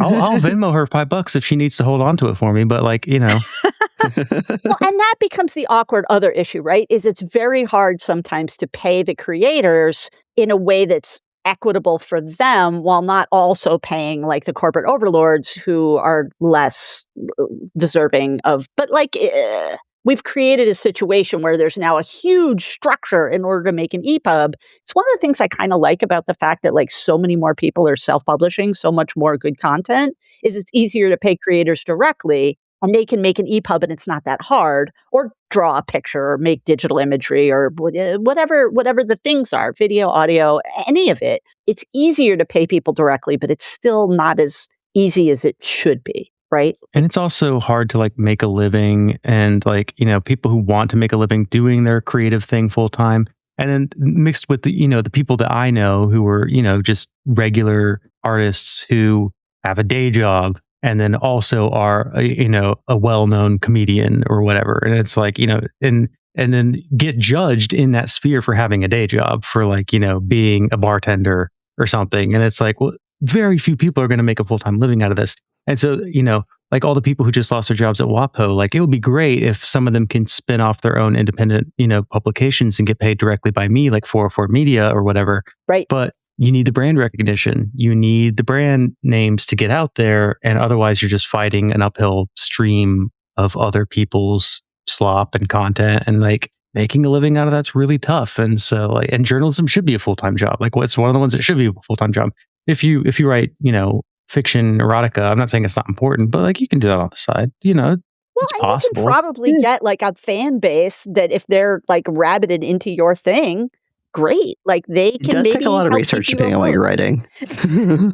I follow KJ Charles on socials, and she writes historical, like queer, like romances, and the amount of research that she'll do around, like she went on this whole tear one time about researching the history of body piercing during like the Victorian era. Love it. And it was just doing all these posts. And I was like, hell yeah, keep posting that stuff. It's a rule. Like, take my money. Yes. Oh my God. Well, and then it's all a tax write-off, which is extra cool, right? Yes. My radiator is making sounds. It's not picking up, luckily. Okay. My radiator is too quiet. Yay, New England. So dry here. Because there were a couple of things you mentioned that like are interesting, like how like the work of librarians go into making these things. Like, if you want more people to start like participating in Flickr Commons, like people have got to do the scans, people have got to find the money, people have got to find the time, the volunteer labor, and then Getty just takes it and charges money for it, which again is like, another problem. Like, what about the labor that just was not compensated? There should be like some sort of like, if you are the NY Public Library and you put stuff up public domain and then you can tell that your file is being sold on Getty, you should be able to like tap them with like a legal notice and be like, hey, pay us like $20,000 that we had for that part-time worker to digitize all those copyright things. laws. Yeah, exactly. And again, if you were able to do sort of like micropayments and move content around with like sort of, some sort of watermarky way so that you could figure that out. Like there's a way that could work technologically, but instead we're sending idiot billionaires to Mars. Like imagine, like if you could like fractionally pay for, every time you read something on the internet, right? People talk about this all the time. Like, I read a news article, somebody gets a nickel, but if there was some automated way to make that all happen on the back end, because it's all arbitrage anyhow with these big payment corporations, right? They don't care. You just add up all the nickels and it's worth the transaction fee. But nobody wants to do it because again, it's like nickel and dime shit. And yeah, like instead of more robust like intellectual property law that just ends like giving profit to corporations and stuff, what we need is just better like royalties systems. Well, yeah, I mean, this was in the 1890s. This was one of the things where they were like, because when it was changing from like book printing monopolies to the author is the one who owns the copyright. It's like, well, then why don't we just do like royalty payment systems instead of having any copyright at all? So like if you are an employee at a place, like you just get paid for that thing and get paid in perpetuity, 5 or 10% for the proceeds of that thing that you created, rather than ever having a copyright. It's like if anyone ever uses it, then they have to pay you and that sort of thing. It's like, it's not quite the same as a copyright. And there's like different, it's sort of like mechanical licenses for music. It's like, what if things were more like mechanical licenses? But those just end up going to record companies. Yeah, again, problem it all. Right, that's all. Yeah, like weirdly. So like one of my best friend from college is a composer and musician. He makes really cool music. He plays all the instruments himself, and they are kind of like weird and ambient and experimental. And I dig his work a lot. My partner loves that kind of music. Send me a link to their stuff. Yeah, Justin, I'll send it in the notes. He's VEII on Bandcamp and on Spotify and stuff. And like weirdly, he would actually get some checks from Spotify sometimes because his stuff would get added to like meditation playlists, nice. right? That are like auto-generated or whatever, and because it's that kind of ambient stuff that people because he's not part of a record company, he puts out all of his own stuff. Like it wasn't a lot of money, but he would directly see profit from that, whereas like he might make more money off Spotify, what little he has made from it, than like people on record then Blink labels. 182, whose record label takes it all. Yeah. Right, exactly. Like, and then I think it was like recently Spotify like took away, it's like if you have under a specific amount of listens or something, then you're not even like monetizable anymore or something. Like, didn't that happen? It's just wage theft. We're just going to do wage theft, by the way. Yeah, how about if we just keep your money? Like, did I hallucinate? No, I remember that. No, I remember hearing something about that. I don't know. It's a valid question now, but yeah, I don't remember that specifically, but I mean, it sounds like it's like we're not going to monetize it. Well, then, like, do you not charge anymore? Like, what is it prorated? If I only listen to the non-monetizable stuff, do I get my money back at the end of the month? Like, I don't pay for Spotify, but like, what the hell does that mean? Non-monetizable? Like, get the fuck out of here. It was something like that. It may have been slightly, well, somebody will look it up. But at any rate, yeah. There was some sort of like, if you're under a threshold for something. Well, it's like the whole royalty check. You only get the royalty check if you make above a certain level. It was a version of that, except for millions of people all at once. Probably. Yeah, it's like, we're not going to send you your 5-cent check, which honestly makes a little bit of sense because it's, it's not worth printing on the paper. But like, whatever. I am interested. Does Flickr comments, because you're talking about the metadata earlier before we like wrap it up, like is there like a DPLA connection? Because I was approached by DPLA to do metadata for like our archival collections, and I looked at it and I thought this would be great. Does DPLA listen to this podcast? I don't know. I don't work for them. They don't send me money. Like, fuck them. Okay. They haven't sent us weird I have so many opinions DMs on about social that, media. But I'm sorry, Justin. Go on. Yeah, but it was kind of like, it would be nice to federate it and have like, clean up. It would give us an excuse to clean up our metadata, basically. Yeah. But I'm really good at my job. I'm good at OAI PMH. I'm good at pushing stuff out into the open web. Like, I don't have to worry. I don't need DPLA to make my stuff discoverable. But in fact, it wouldn't help. Yes, exactly. Yeah, that was eventually what I got to is like, well, they're as discoverable as I've already made everything because I know how this technology works. Right. Not everyone does. So I can understand it as a service, but there was not a value proposition for us because I'm like, this is exactly as discoverable as it already is. Yeah, and for us, we've found that sometimes being co-located with a bunch of stuff can help a little bit, but no, not really. Like if you're somebody who's already, like what we found is that Flickr Commons is not necessarily like an alternative to hosting it yourself. Although I could argue stuff is more discoverable on Flickr Commons than it is on Digital Commonwealth, just because Digital Commonwealth is not super surfaced to, it isn't Google or whatever. No, I can argue. I think that Flickr I don't know a whole lot about Digital Commonwealth. I know a lot. I've been on it. Right. You know how to get there. And sometimes if you search for stuff, you'll find it. Yeah. And we have our own like little dumb front end that's kind of cute and fun enough that like people who are really into like open access shit, they love it. Right. And so what we're finding is that we're the alternative to a lot of people who otherwise were putting stuff up on Wikimedia Commons. And the big thing about Wikimedia Commons is you absolutely lose control of your content, right? Post it to Wikimedia Commons, and unless it's got a picture of a person who can say, I'm in that picture, take it down, the community owns it as soon as it's online. And I love Wikimedia Commons, but it's a different thing. And for cultural heritage organizations, sometimes that's tough. Right, because sometimes they can edit their own metadata, but so can everyone else.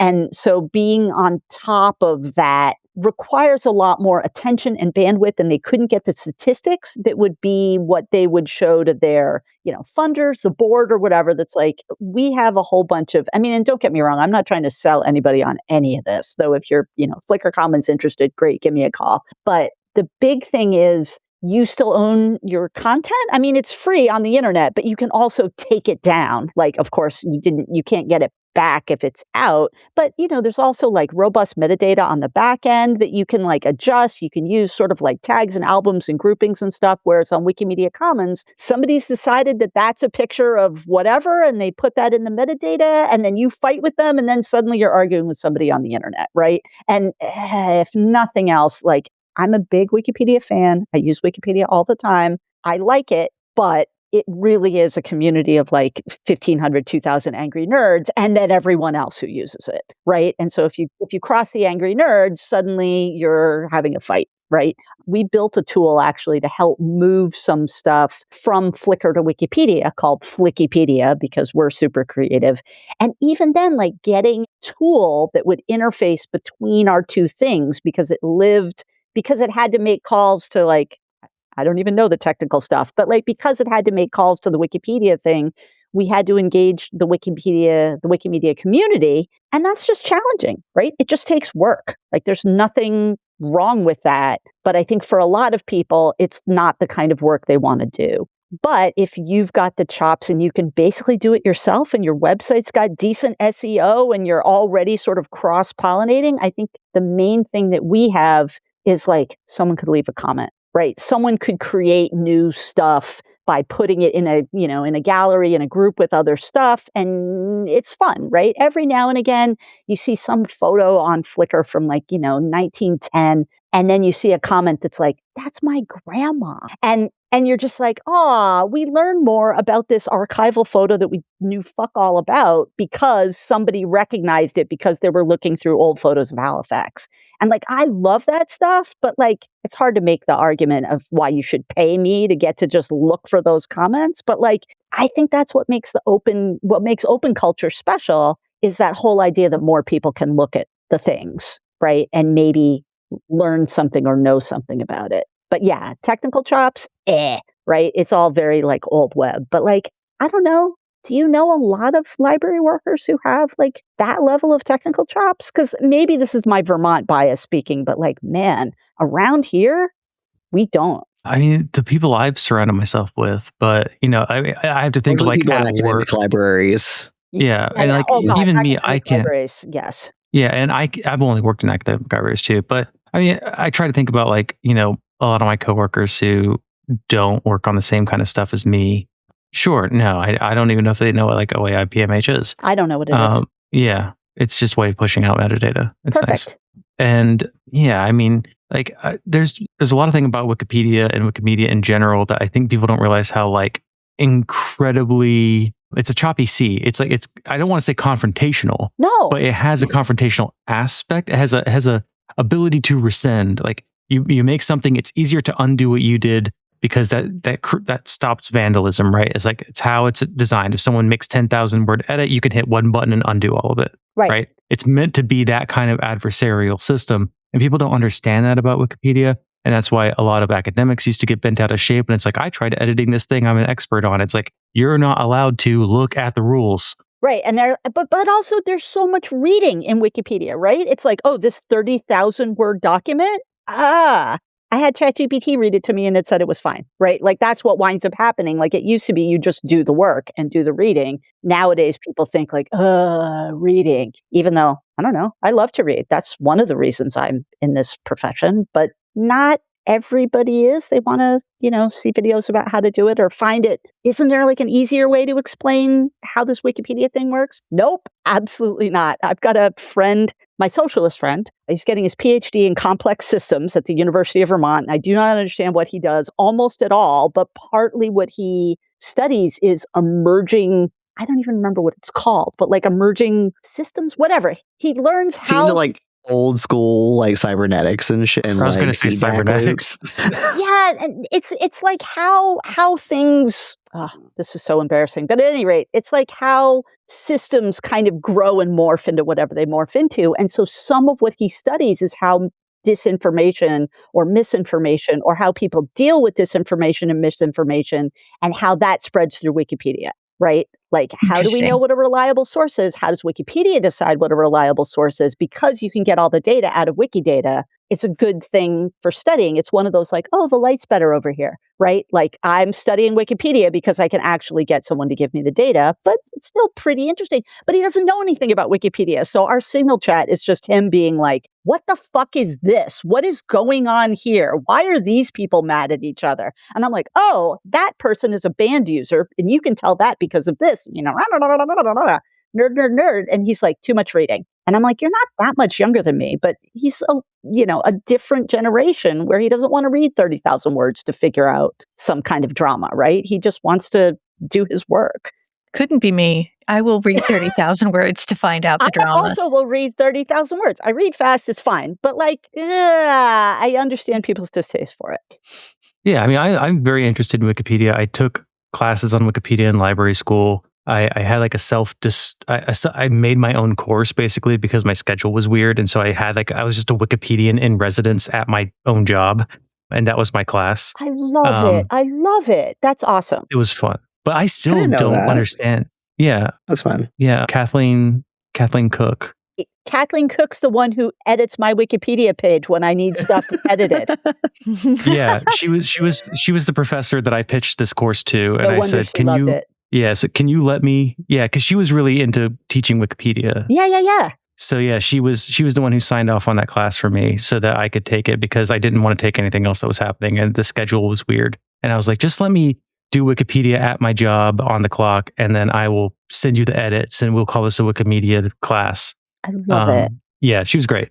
And so but I still don't understand like a lot of like talk page etiquette. Like I never bothered to like learn a lot of the cultural stuff. I understand like Grokpedia just came out, and I'm very interested in it because I understand a little bit of like Wikipedia. And so I understand like what Grok was doing, because I wrote like some very obscure religious Wikipedia articles, right?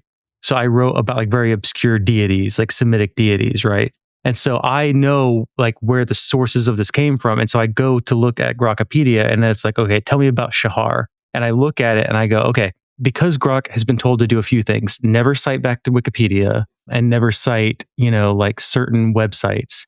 And so what it does is it adds references. It doesn't add the footnote links. It just says references at the end. It doesn't really have footnote links.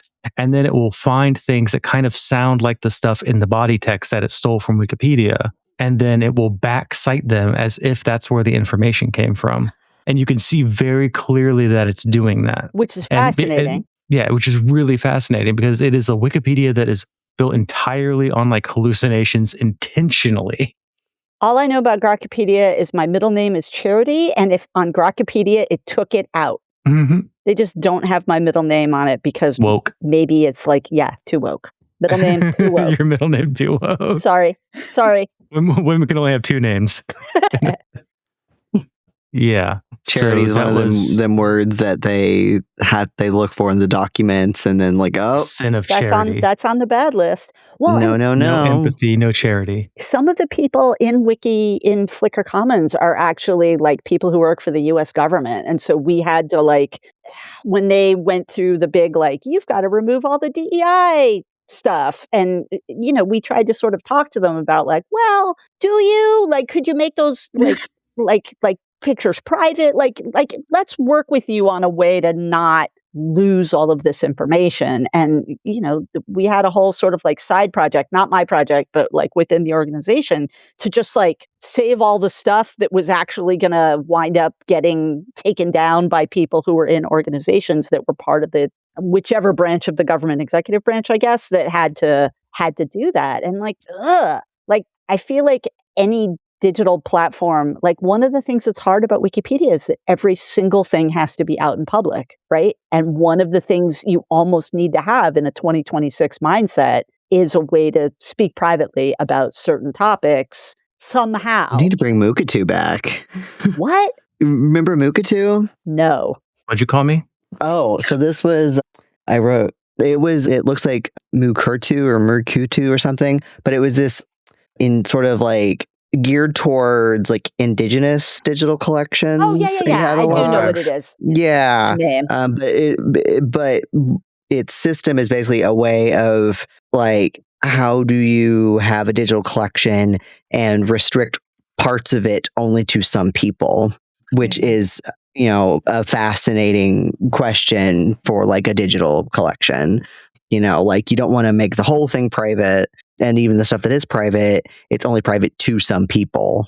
So, well, and you see, zinesters talking about that a lot, right? Like, hey, I made this zine about sex work and it was fine, but then it got scanned by the Internet Archive and now everyone's seen a picture of my butt. That isn't what I wanted. That's not what the zine was supposed to be, right? Like the zine was supposed to be for the audience you made it for, right? But when it becomes digitized, it becomes oddly atomized. And especially, like, I've got a friend who's, kind of a my age librarian who writes a zine. And one of the things that's now in the zine in like really big letters is don't fucking digitize. Like, that's not what this is for. But like, that's not a copyright statement. It's just like you hope somebody's going to accede to your wishes, right? And like whenever... Or tell you about it, Yeah. And then, I mean, I don't remember... God, there was this woman who I used to follow a lot. Again, we were talking about like following people on Twitter back in the day. But yeah, she was like a sex worker who had done zines and then like for a while spent a lot of time talking about what it was like to find her content in the Internet Archive. And she's like, I like the Internet Archive. Like, this isn't about them. It's just about the decontextualization of something that you want to be a little private, right? But there is no a little private, it's just private or absolutely not private. I mean, maybe like friends lock, but like that's not a thing you could trust, I feel like. And especially with zines, like, I feel like to so many people, zines which are online, there's like most of the time that is such a, at least in my sphere, a lot of that is coming from like the sort of like DIY anarcho punk kind of like, here's how you wheat paste, here's how you throw a squat party, here's how you like, they're like organizing political like pamphlet, whatever right. zines. Here's the forbidden information. Here's how you do your own abortion. That everyone is supposed to share and that there's redundant copies for a reason online. And so then people go, oh, all zines are like that, right? They're all free for everyone all the time. When like, I think sometimes like the sort of like anarcho movement, inspired zine is kind of outside of the realm of what most zines kind of are in their sort of like limited, sure. Like the limited distribution versus every web, so many websites are now going to host a free digital copy of this. The indie like, media version of zines from like 30 years ago. Yeah. Yeah, and it's so much more personal now, that people, and I think also people are a little bit better at sort of managing identities, so you can have personal stuff as long as it's not linked to you, but then, there's something great about being able to sort of share something about yourself within a closed community, but being who this is my face, this is my name.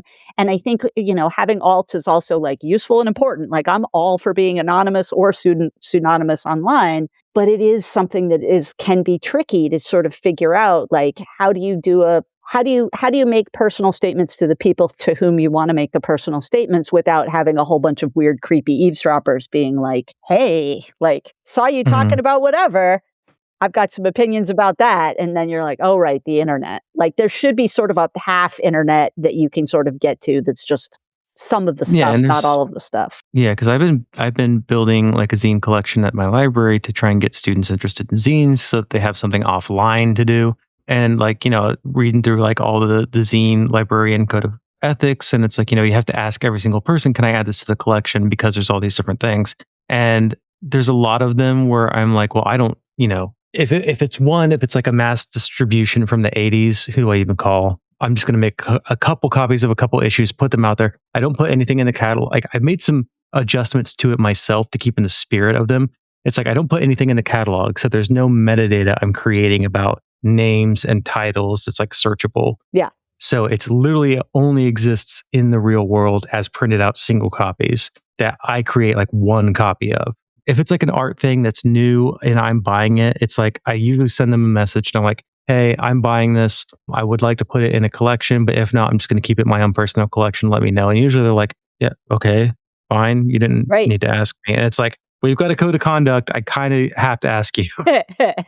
It's like, technically, no, we don't, but we were nice. Well, and that's everybody on the internet just assumes that all their stuff's just going to get jacked all the time, right? I feel so bad for people who don't feel like they could have like an early blog that only their 6 friends read and that everybody else wouldn't read, or screenshot and share on social media or whatever. Like, it was kind of a fun time. And I also like this time, but they're different. And it's hard to sort of, genie back in the bottle or whatever you say about it.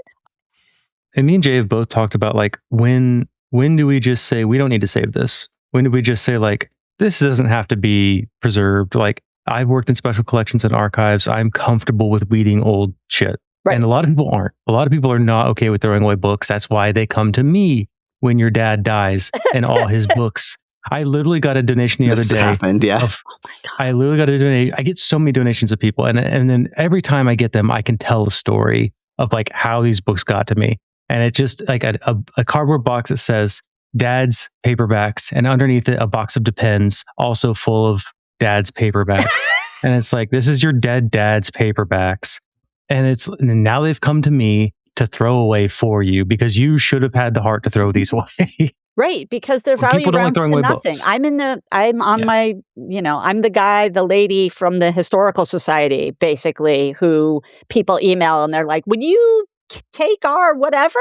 And either I say no or I say yes, and I let the other person at the Historical Society like get rid of them. Partly it's because we don't have a collection development policy the way we should, so we can't say no the way the library does. Actually, it's one of the things our library really does correctly. Is like, we've got a friends group. They're very selective. They don't take donations except for like certain things. The end. But like, man, everybody, they don't want to get rid of their own stuff. Again, they can't bear to. I mean, I was like, books, you can recycle them. You can like soak them in paraffin and use them for fire starters. It's fine. Like, not every book has value. Like, what was valuable about it is like the sentimentality to you. And that's real. But like also. But it doesn't transfer. Yeah, it can be done. It can be over. It can be like a temporary autonomous zone of your relationship with that book. And you don't have to, it doesn't have to continue forever. Everything doesn't have to continue forever. Right? Yeah. And I also noticed that with like digital spaces, like every time people were worried Twitter would go away, and they're like, oh my God, I built my life on here. This is how we came up with John D. Fucksmith, was this kind of thing. What happens to my data?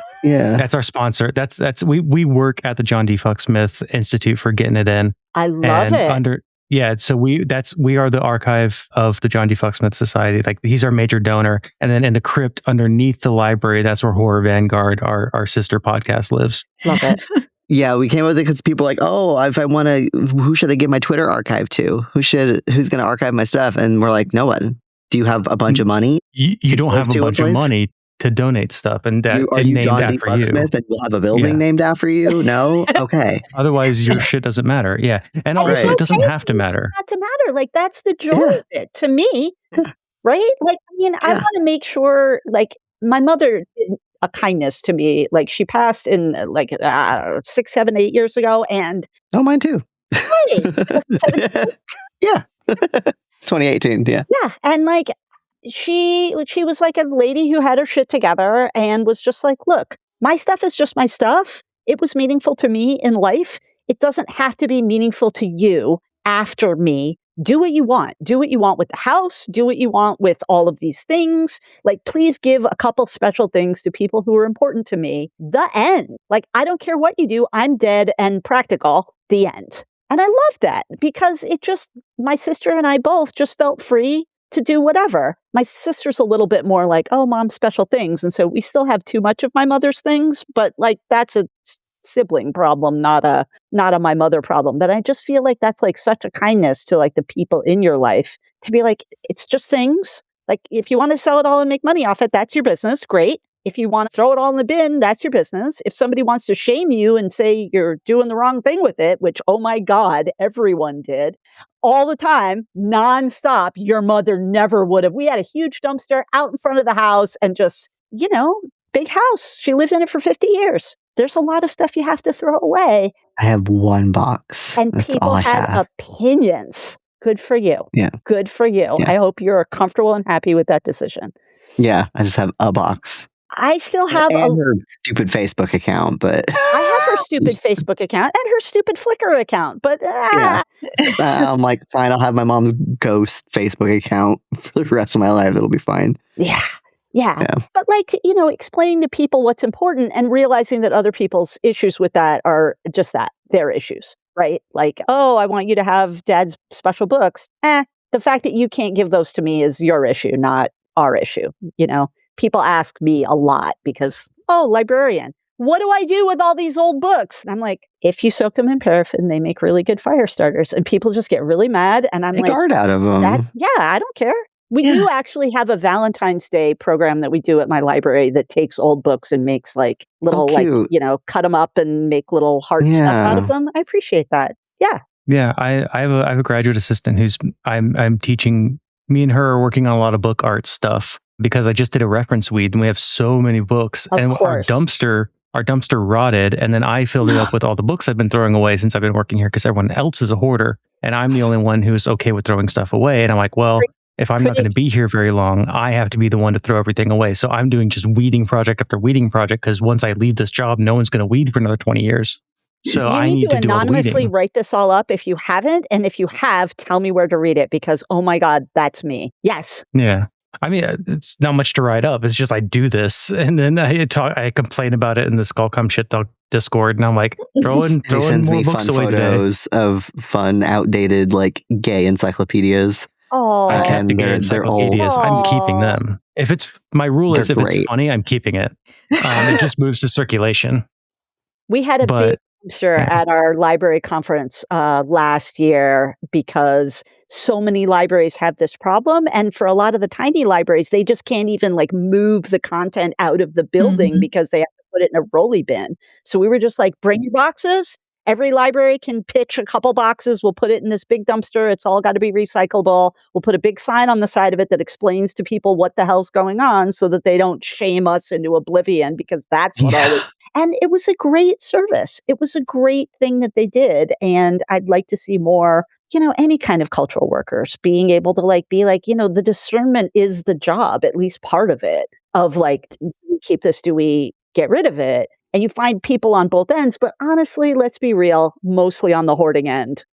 I have this cultural building. We're just going to fill it up until it's full. And then, Yeah. And Jay said to me, he's like, you love weeding. I'm like, I don't love weeding. It's just, I understand I'm the only one who can emotionally do it. And it's like, and that's my job and that's fine. I'll be the one to do it. And then I'll be the one who's unapologetic about it because I need to drag everyone more towards the not hoarding side. And I have to be really big. We never hoard. We're throwing all the shit away. Books is dead.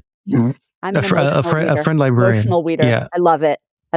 Yeah, I have a friend who drew this. There was a drawing that someone made for me that was the Grim Reaper, and it said "Books is dead." I had that as my header for a long time. I need to make that into a shirt. Is okay. God, who made it? I gotta email her and ask her to draw it again so we can put it on shirts. But yeah, it's just "Books is dead," and yeah, I know that I have to do it, and I have to be the one to do it. And if anyone complains about books in the dumpster, send them to me. I will tell them what's going on. Like I have no problem explaining it. Yeah, exactly. And I think that's part of it too, right? Is that it's the hoarding problem, but it's also the soft skill. I need to talk to somebody who's pissed off about it. How do we make that work? Yeah. And that's fine. I understand. But there's a certain point you have to tell people in the same way people are worried about their Twitter stuff going away, or when stuff's in the archive and it's like, what if we lose this? It's like, well, does the person whose stuff this is want it to be preserved? Because with the expectation shifting that everything you put on the internet is just going to be stolen and swiped,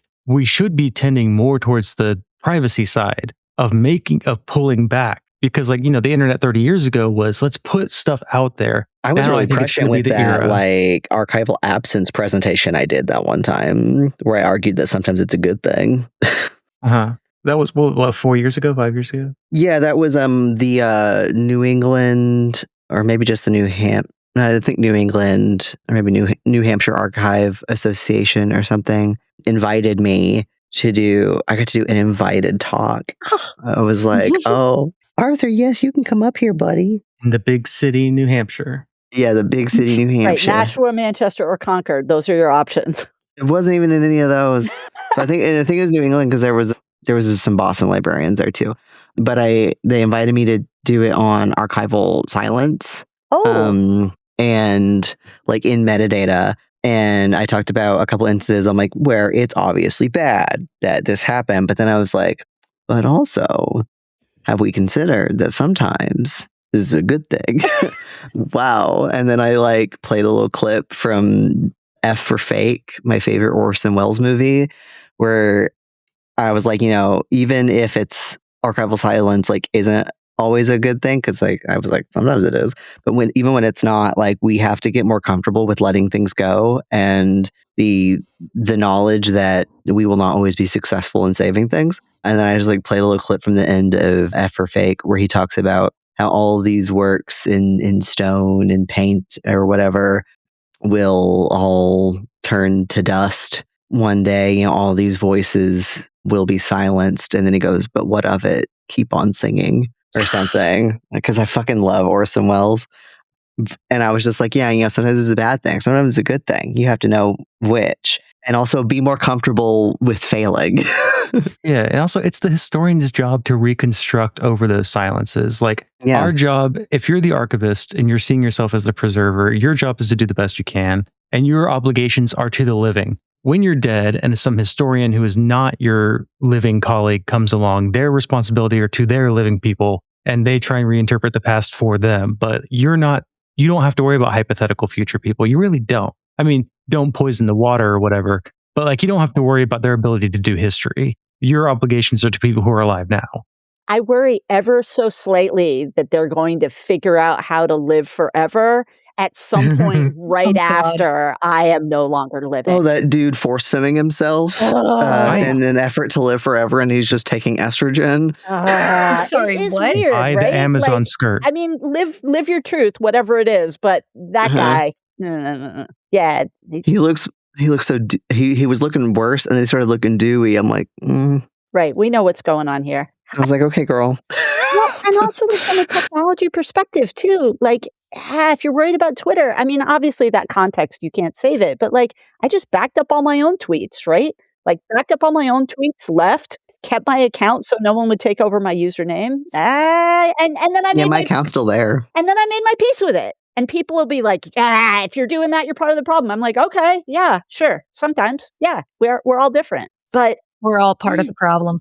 Yeah. I did a big data dump of my Facebook and then deleted it. Yeah. I didn't even I've still got the backup somewhere. I just did a data dump of my Facebook like a month ago because somebody asked me how to do it, and it occurred to me I had no idea. I only did it because the entire time a buddy of mine was deployed, we talked over Facebook chat the whole time. So there's like a whole correspondence of like part of the war in Afghanistan that is technically in my personal files that I felt should have been preserved. Yeah. So it's like, okay, I'll save that for posterity or whatever. Sure. But, other than that was kind of really the only reason I even bothered to do it. Yeah, and like the rest of it, again, whatever. Like, I wake up every morning, I feel like I remember slightly less than I did the day before. It's fine. Like, if you fight it, it just makes everything, I mean, I don't know. I'm maybe a little bit Buddhist at this end, being like, desire is the root of all suffering. And like wanting that stuff. What? Yeah, I'm like, it sure is. I'm also Buddhist. Yeah. Yes, from that great Jew Buddhist tradition in my family. But yeah, I just grew up. There's several in my Sangha, yes. Yes, with those ideas in the air. And I feel like it is a helpful framing device. I think, wow, there's a whole like thing you could probably do. Like, well, what's your background? What's your religious tradition? I bet I can tell how you feel about archiving. Mm-hmm. Yeah, I mean, we should charge a class, Buddhism for librarians, and then I would teach it. It'd be great. Buddhist meeting for librarians. Yeah. Yeah. Honestly, could help. Let's let shit go. Fuck it, ball. I'm very good at it. I'm very good at every time I move, I get rid of about half of everything I own. Well, my father used to say 3 moves equals 1 house fire, right? Mm-hmm. I moved into this place and I haven't, like a couple of years ago, and I haven't filled it up yet. And other people are like, you haven't really moved in. And I'm like, no, this is just all the things. It's fine. Like... This is the first time I actually have like a storage unit of stuff waiting for me to move, because I'm like in between kind of. I'm trying to move up to Boston, and so like I'm in like a holding period in my life. Boston. Aw. Yeah. So we're waiting to see what happens. But yeah, the archival silence thing, again, I learned about that from oral histories. I learned about that from, the IRA oral histories that were supposed to be secret, or working with, I learned about this stuff before, but I put it into practice when I was working in a border town and we were doing oral histories and all these people were undocumented. And I was like, this isn't good. We don't have archival privacy laws in Texas. So they don't even need a subpoena to come in and request materials from us. There's no expectation of privacy in an archive. So we can't, here's how we can, we did this whole thing. We went and presented at the Society of Southwest Archivists. And at the same conference where we were talking about everything you can do to anonymize it, to delete the information off the computer, the copyright transfer we came up with, because you can't keep the copyright because we can't know who you are. Right. So you have to give us the copyright. At that same one, there was someone from University of Arizona who had a Dreamers thing, and they found out because they had a friend who worked in Border Patrol or whatever, that Border Patrol was listening to their oral histories, and they had to take the whole thing down. I bet they did. It's a little shocking they didn't think about that, but yeah. Because they're dumb. Why people believe that the law's on their side and that if they're doing a good thing, and that Dreamer was a thing that was going to last, as if the moment there was a Republican administration who was anti-immigration, they weren't going to undo all the Dreamer shit. Yeah, one of the good example ones that I found when researching for the presentation, I forget which library archive it was, but it was oral histories of of people who had gotten abortions, as well as doctors and stuff, or families and friends of people who had gotten abortions before Roe v. Wade was law. And even though it was legal in the United States, these oral histories were taken, and in the time when Roe v. Wade, this collection existed during Roe v. Wade times, the amount of redaction and redundancy redaction that library did, because they didn't know what would happen if Roe v. Wade ever got overturned and what the statute of limitations was, because depending on the laws, what was in those oral histories could be felonies, but they just weren't at the time.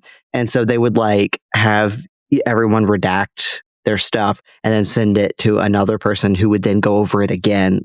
There was triple, quadruple redacting going so that they could still have these important stories out there, but it was kind of amazing the amount of redundancy that they did when redacting all of the personally identifiable.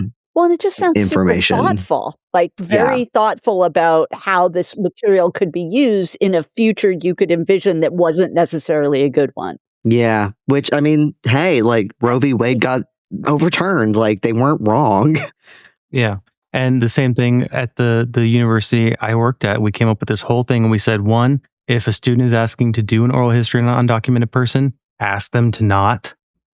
And if they insist on it, here's how to handle the process. And we were very clear about there is no unredacted version. There is the redacted version, and then any unredacted version is deleted. Yes, the audio files are deleted. You don't work on your work computer. You don't use any OneDrive backups. You use a deep freezed computer. All these things we came up with to absolutely. And then Texas was relatively normal. It wasn't doing all the Florida stuff at the time. After I moved out, they started copying a lot of Florida stuff. And so there's a lot of stuff there that, even while I was there, people in my library started freaking out about we have a collection called DEI. And I'm it's in the institutional repository. That's my business. Don't you worry about it. And then they were I don't want it called the DEI collection. And it's and I'm sure after I left, that probably was something that legislators were Googling DEI, UTRGV or whatever. And it's and they might have found it. But, at the time I was there and I was don't worry about it. But yeah. Well, and it should, whatever the archival practice is, the whole thing about archival practice is it should be able to outlast you. Right? You shouldn't, that's the Internet Archive, concern, right? If it's not run by Brewster, is it going to be the same place? Because he's got a certain amount of risk tolerance, and it's really he's the guy. And whether or not that place would be the same with a different person running it, really interesting question. Yeah, definitely. And it's a whole resiliency question. Yeah, it's a political discussion too, which is the whole point of the show. Yeah, and a lot of people, I think, shy away from the political discussions because maybe they live in some kind of world where it's not part and parcel of labor, of work, of money, of capitalism, of how we live our lives. And I'm not here for it, is sort of what I always tell people. I'm like, I mean, thank God libraries finally moved away from the like fake idea of neutrality, but there's still a lot of places where have they? I feel like even in my Vermont, well, maybe that's a Vermont thing, but like in my circles, at least, you do at least get people who are like, oh shit, it didn't really occur to me that, yeah, having this stuff is seen as a political thing by people. Like, I don't know. We don't see people trying to fake neutrality just to sort of appease like, our current weird fascist situation in a way that in the past you could kind of believe you were, I mean, not me, but like when you were starting to talk about how you couldn't be neutral because libraries are inherently not a neutral proposition in society, that was like an argument we would have like on, ALA Council back in the day, whereas I don't think people have that argument anymore. Hopefully. I mean, that's literally the whole point of this podcast is like saying stop thinking the status quo is like some like immutable law of nature, and that like the liberalism which undergirds it is like the stable state of society. Like we're bringing like a leftist perspective that is like one that is explicitly not liberal. And it's like, what do you do? What do you do if you're bringing an anarchist conceptualization to libraries? What do you do if you're bringing a socialist, like an actually socialist anti-capitalist ethic to libraries? What do they look like? What would they be? What assumptions that you think are natural are not? Well, I mean, yeah, even moving from purchasing to licensing content, I'm aware this is a whole door and like, oh my God, it's late for me. But just that whole idea of when we made those shifts from like, here's a book, it's in a building you paid for, you can look at it, to here's the thing, we license it. If we don't pay for it anymore, we don't have it, was like a profound shift that I don't feel like we talked about at the time. We only looked back and we were like, oh gosh, we weren't as thoughtful as we could have been when we decided to make those switches. We could have, tried to change the Copyright Act or something in the 90s or something if we saw it coming. I mean, I remember when the Sonny Bono Act, like when people were talking about that, and it just, I wasn't aware at that time really as much, but like you look back at sort of which like inflection points or pivot points, and we had opportunities. But yeah, I mean, you would have had to see it coming, and it's not an easy shift to predict. But still, like, I feel like there are a lot of things that now, as you know, as you're an adult and then be an adult for a while, you start to realize, oh, people are talking about things for a long time before like someone had to make a decision. It's just no one listened. So that's the fun thing about getting older is you get to like, because now I like talk to college students, and it's a point, there's enough of an age difference where I'm like I've had to start saying like young lady, because my general thing is like lady. If I see a person and it's a lady person, I just go, oh, that lady over there. Yeah. But I feel weird doing that to a student now. So I now have to say that young lady because like I feel weird. Young whippersnapper. Yeah. Me and my partner call everyone kids if they're any more than like 5 or 10 years younger than us. Yeah. And I don't want to do that because like I'm working at a place where I was undergraduate. They have a big problem with being like really condescending to their students who are all adults. Sure. And so I make sure never to say kids and all that stuff because it's a Catholic institution. They're very talked down to them. That is the Catholic tradition we have inherited, is talking down to our students. It's talking down to everybody. And you treat people, honestly, yes. and you treat people like adults. They respond as adults, and so that's all you have to do. Is you have to stop treating them like children. Stop treating your student workers like children. That's why they don't respect you. It's I am the librarian like I am today because Kathleen De Laurenti, shouts out, who was my boss in undergrad, treated me like an adult. And gave me adult work to do. Hi, Arthur. Not treat them like you're a kid. Yeah, no, I got to do cool shit, and it made me want to be a librarian. Yeah. Hey, blood. So it's yeah. Mm-hmm. I don't know why I was talking about that. Because we were talking about ladies, young ladies, kids, and having the generational space to be able to. Yeah, talking to students and saying like, there's something I start to notice the more longer I'm an adult, that like, yeah, people talk about stuff and it's more that these ideas are in the air, but they didn't hit a critical mass, or not enough people heard about them to really make a difference policy wise. So I'm sure there were people in the 90s screaming about this, and I'm sure they felt very vindicated.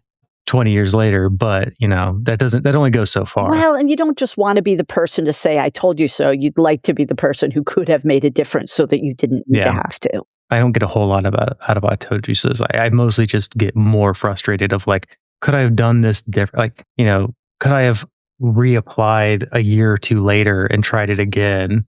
And maybe it would have worked that time. Right. That's mostly what I feel is like, could I, instead of giving up, could have I tried it another year later? And maybe I would have gotten through, Well, and for me, a lot of times I'm like, all right, well, what do I need to do differently tomorrow? Yeah. So we've gone 2 hours. Is there anything you want people to check out that I can put in the show notes? No. Anything you want them to go look at? No. Okay, good.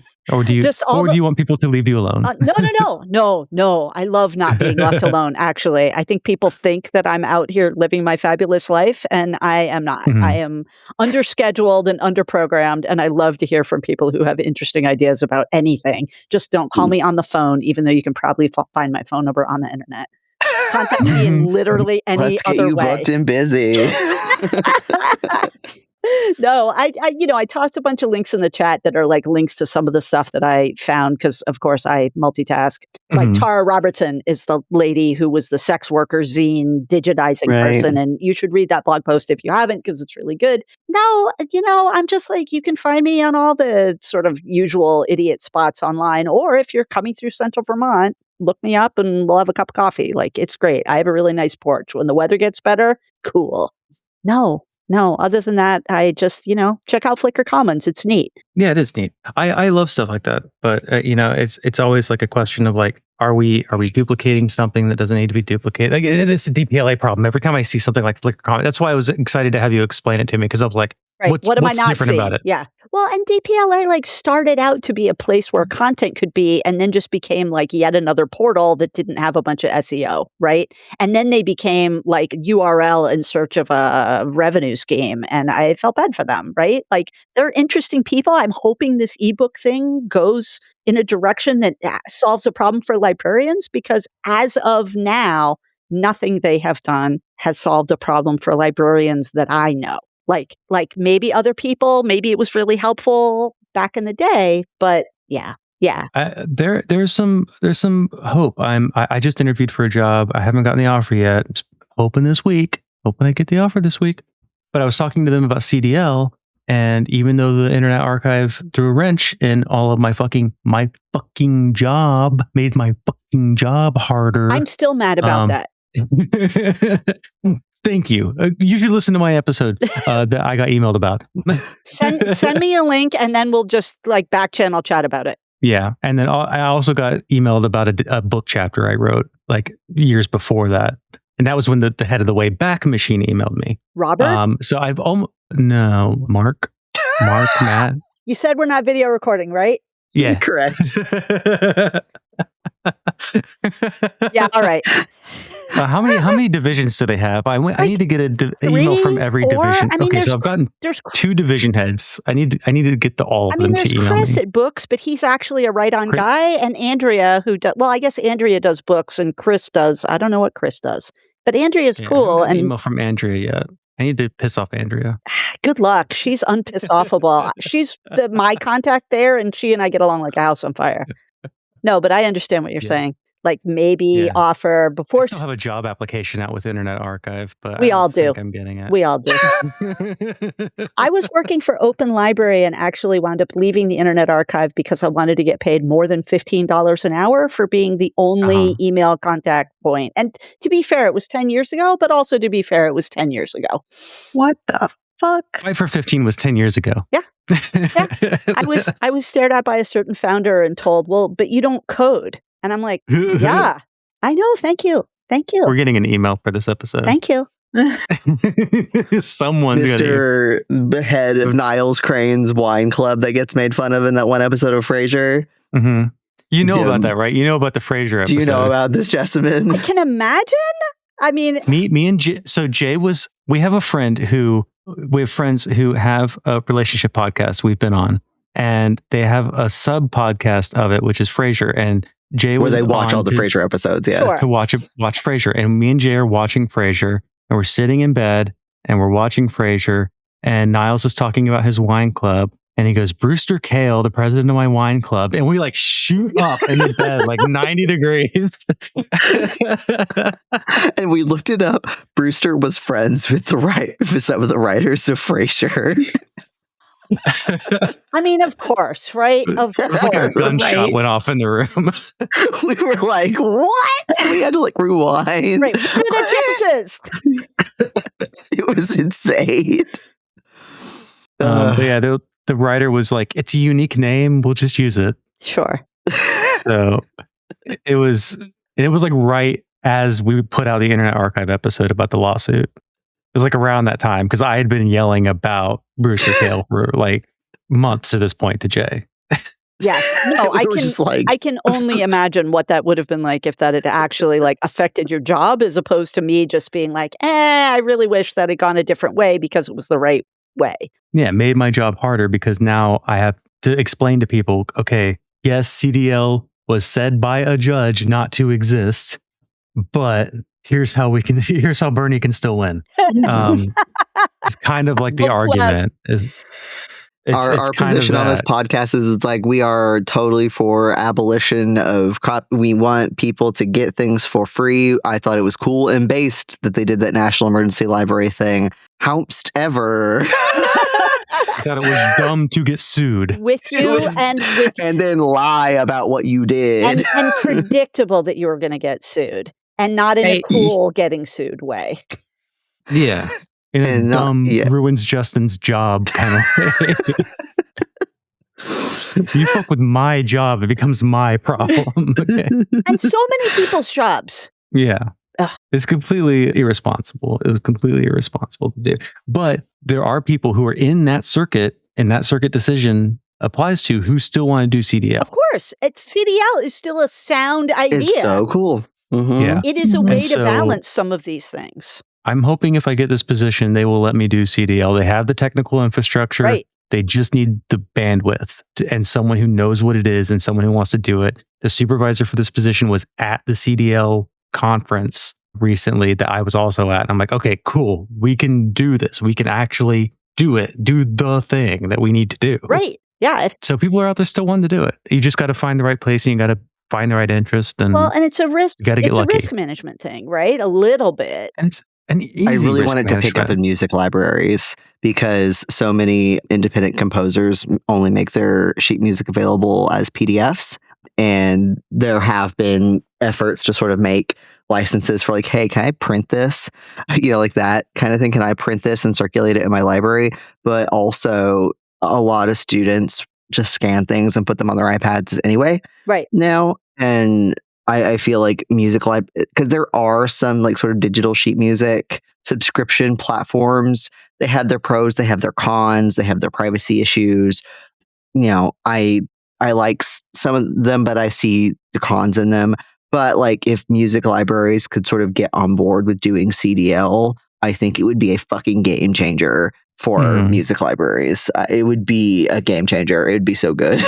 The infrastructure is still a problem, but if we can fix the infrastructure and the tooling problem so that a small conservatory library can afford that tool, then game changer. Yeah. The concept is a game changer, but we also need the tooling. That's something I don't remember what episode we were talking about, but it was like BibFrame. We were talking about BibFrame, and it's like the tooling's not there. Concept sound, tooling's not there. Right. And everybody's like, oh, eventually the AI will build it. And you're like, it fucking won't is what it won't because you can't extract value the right way with it. But maybe, I don't know, make libraries pay for it. Yeah. Yeah. Get money to pay your smart coding friend, not enough money. I got $5,000 for a friend of mine to code something and they still like let it slip. And it's like, but you make too much money.